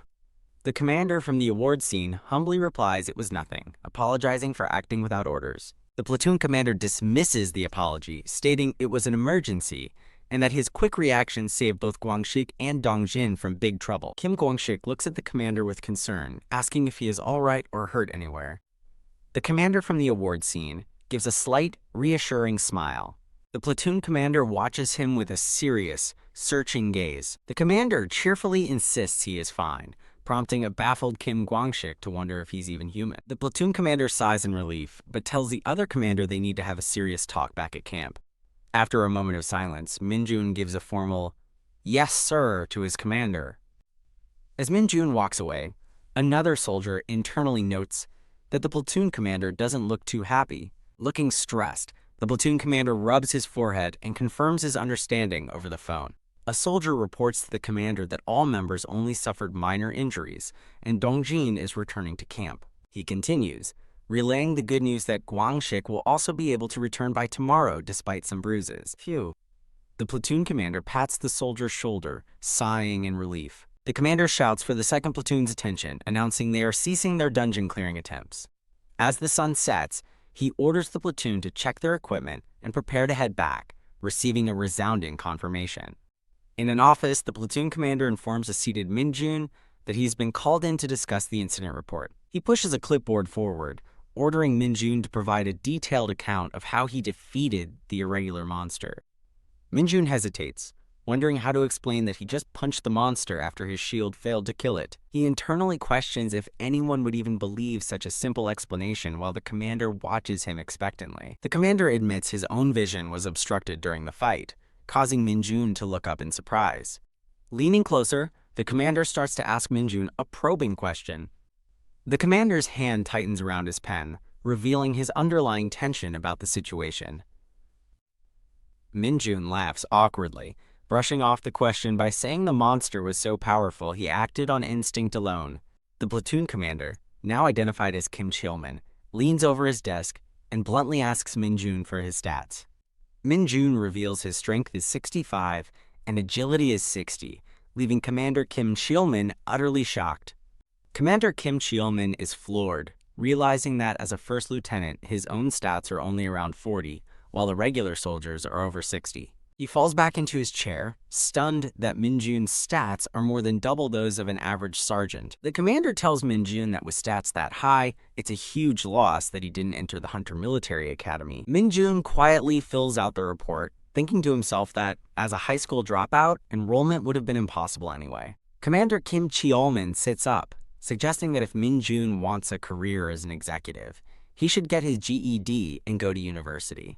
He offers to look into online programs for Min-jun, who listens with a distinct lack of enthusiasm. Min-jun awkwardly states that he doesn't like studying and is content to advance based on his achievements alone. The commander relents, saying he won't force the issue but to let him know if he changes his mind, which Min-jun politely acknowledges. The commander dismisses Min-jun to get some rest, promising his achievements will be noted as he finishes the report. As Min-jun turns and leaves the office, Commander Kim Cheolmin watches him go with a thoughtful expression. Just as he reaches the door, the commander calls out his name, and Min-jun turns back to listen. The commander tells him, frankly, that he saved the entire platoon today. He admits they could have faced a much worse fate, flashing back to his own moment of terror, where he was frozen in fear. Commander Kim Cheolmin gives a sincere, heartfelt thank you to Min-jun for his actions. Min-jun gives a slight smile, humbly replying that he only did what was necessary. The commander looks up, a knowing and appreciative smile forming on his face. Min-jun's expression shifts to a sharp, determined look as he thinks there's more to be said. He maintains his focused gaze, his thoughts remaining unspoken. Outside, Minjun finds a bandaged Kim Guangshik and a nervous Lee Dongjin waiting for him. Minjun asks with clear annoyance if they seriously want to join his special training with Lee Dongjin. Kim Guangshik, sweating profusely, nervously confirms that he does.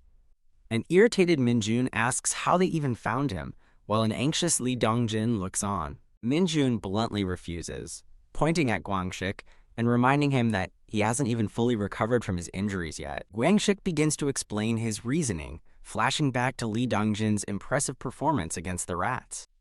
He stammers on, remembering Minjun's incredible power in deflecting the irregular monster's attack. Guangshik gestures enthusiastically at Lee Dongjin, crediting Minjun's training for his rapid improvement and declaring he wants the same. With desperate determination, Kim Guangshik proclaims that he wants to join them and begin training immediately.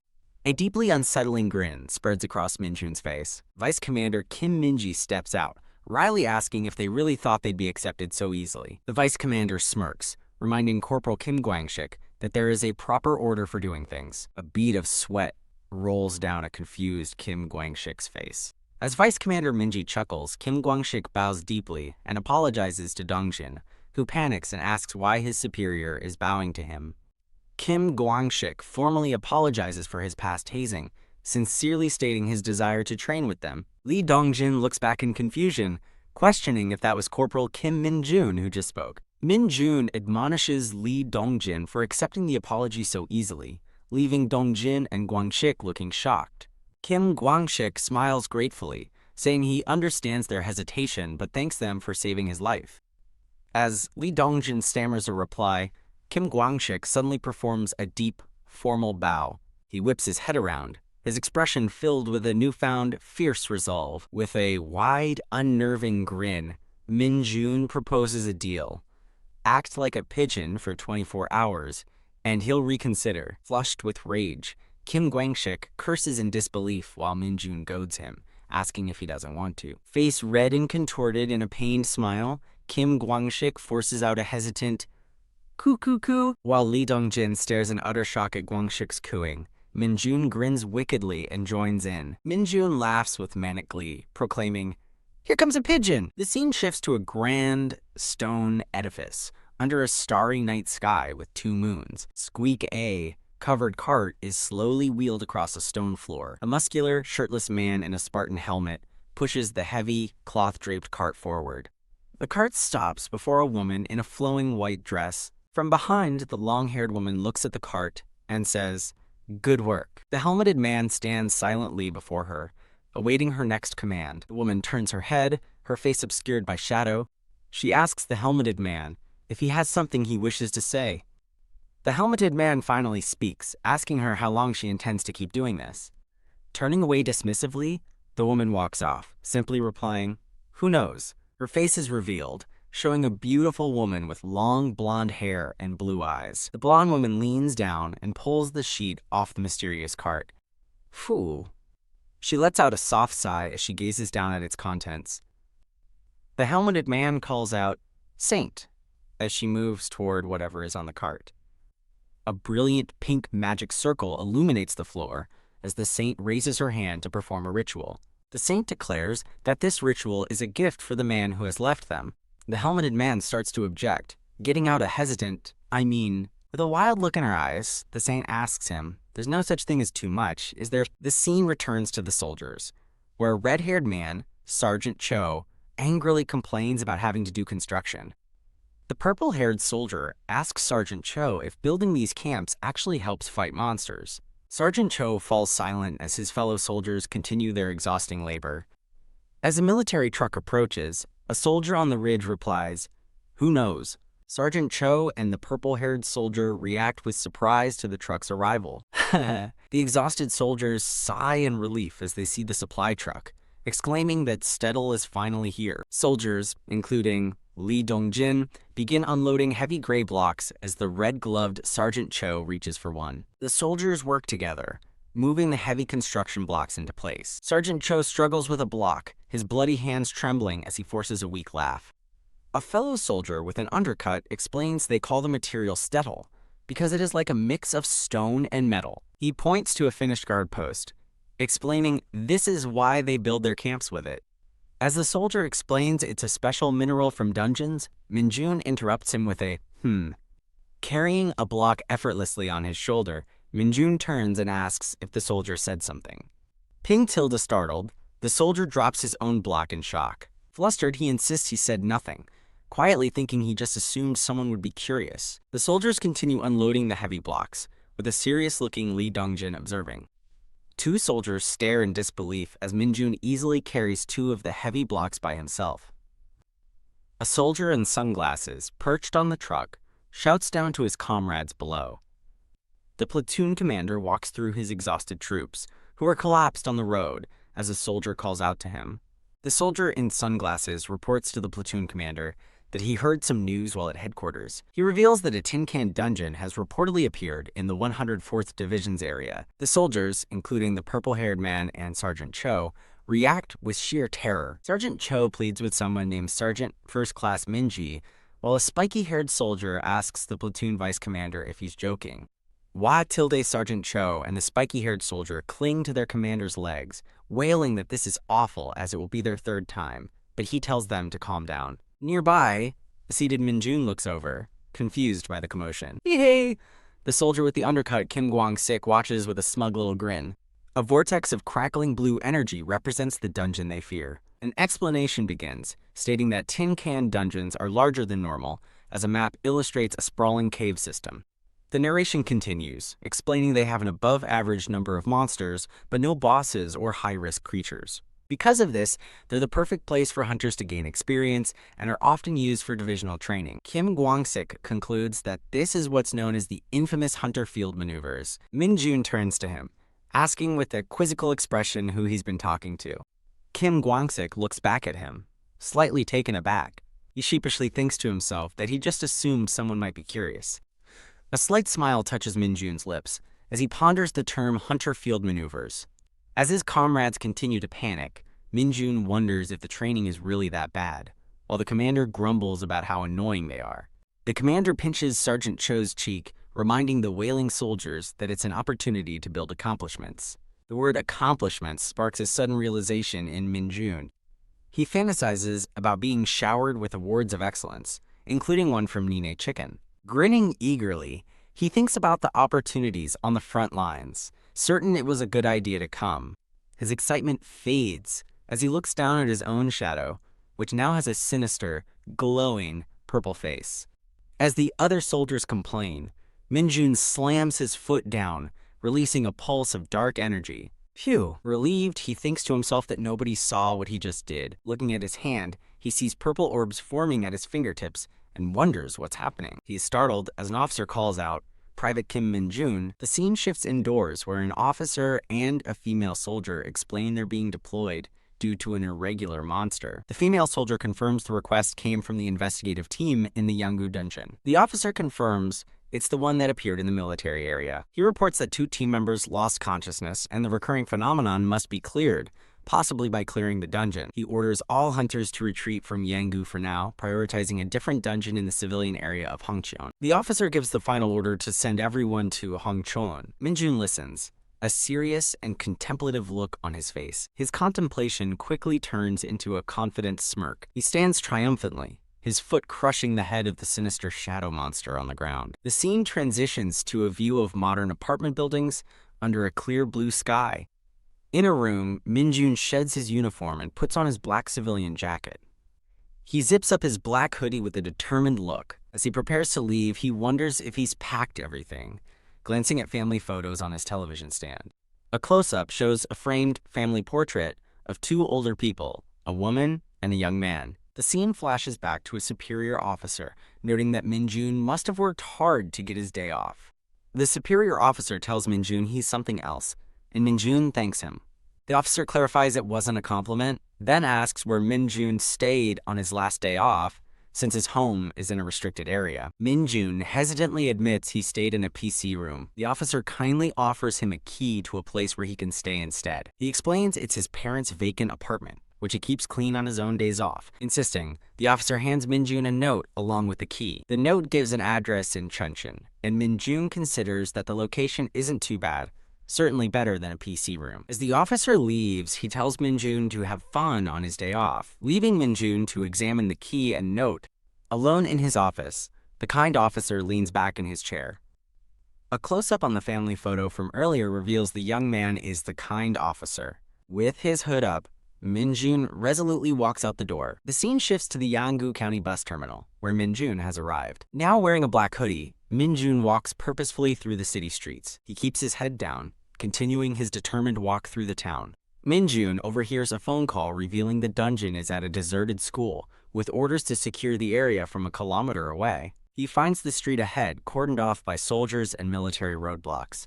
Undeterred, he takes to the rooftops, leaping into the air as a soldier below spots him. He gracefully flips over the military cordon, bypassing the soldiers entirely. He lands with perfect stealth in a narrow alley, hidden from view. He carefully scopes out the area from behind a pole. He finally spots it, a pulsating blue dungeon gate, located just beyond the barricades. Pulling his hood tighter, he confidently strides toward the gate. Teehee. With a mischievous thought, he figures the little rascal he sent in earlier should have already identified the monster. Deciding he can always flee if it gets too dangerous, he steps into the crackling energy of the portal. The scene transitions to an eerie forest of skeletal, leafless trees. He makes his way through the misty, unwelcoming woods. Taking in his surroundings, he thinks to himself how humid the air is. His senses on high alert, he scans the dense foggy forest. He crouches by a dark pond, wondering if a battle recently took place here. Sensing a presence, he whips his head around and demands the observer come out of hiding. A pair of massive, clawed hands and glowing purple eyes emerge from the darkness above him. A hulking gray-skinned monster with a canine-like face reveals itself, prompting Minjun to question if it's a goblin or a kobold. Stunned by its immense size, he wonders how the investigation team could have possibly returned alive after facing such a beast. His shock gives way to a look of intense focus as he prepares for a fight.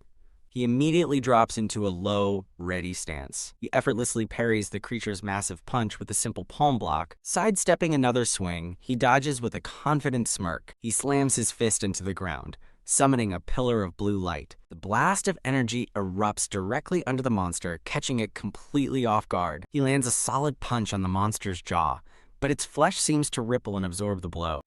The enraged monster roars, "How dare you!" as Minjun lands a powerful kick to its head. He lands smoothly, noting with surprise how sturdy his opponent is. Watching the monster recover, he remarks that it even withstood his powerful kick. Free? The monster swipes wildly, but Minjun mockingly dodges by falling backward, taunting it with a "Hey Tilda!" A confident smile plays on his lips as he cheekily warns the monster to watch out.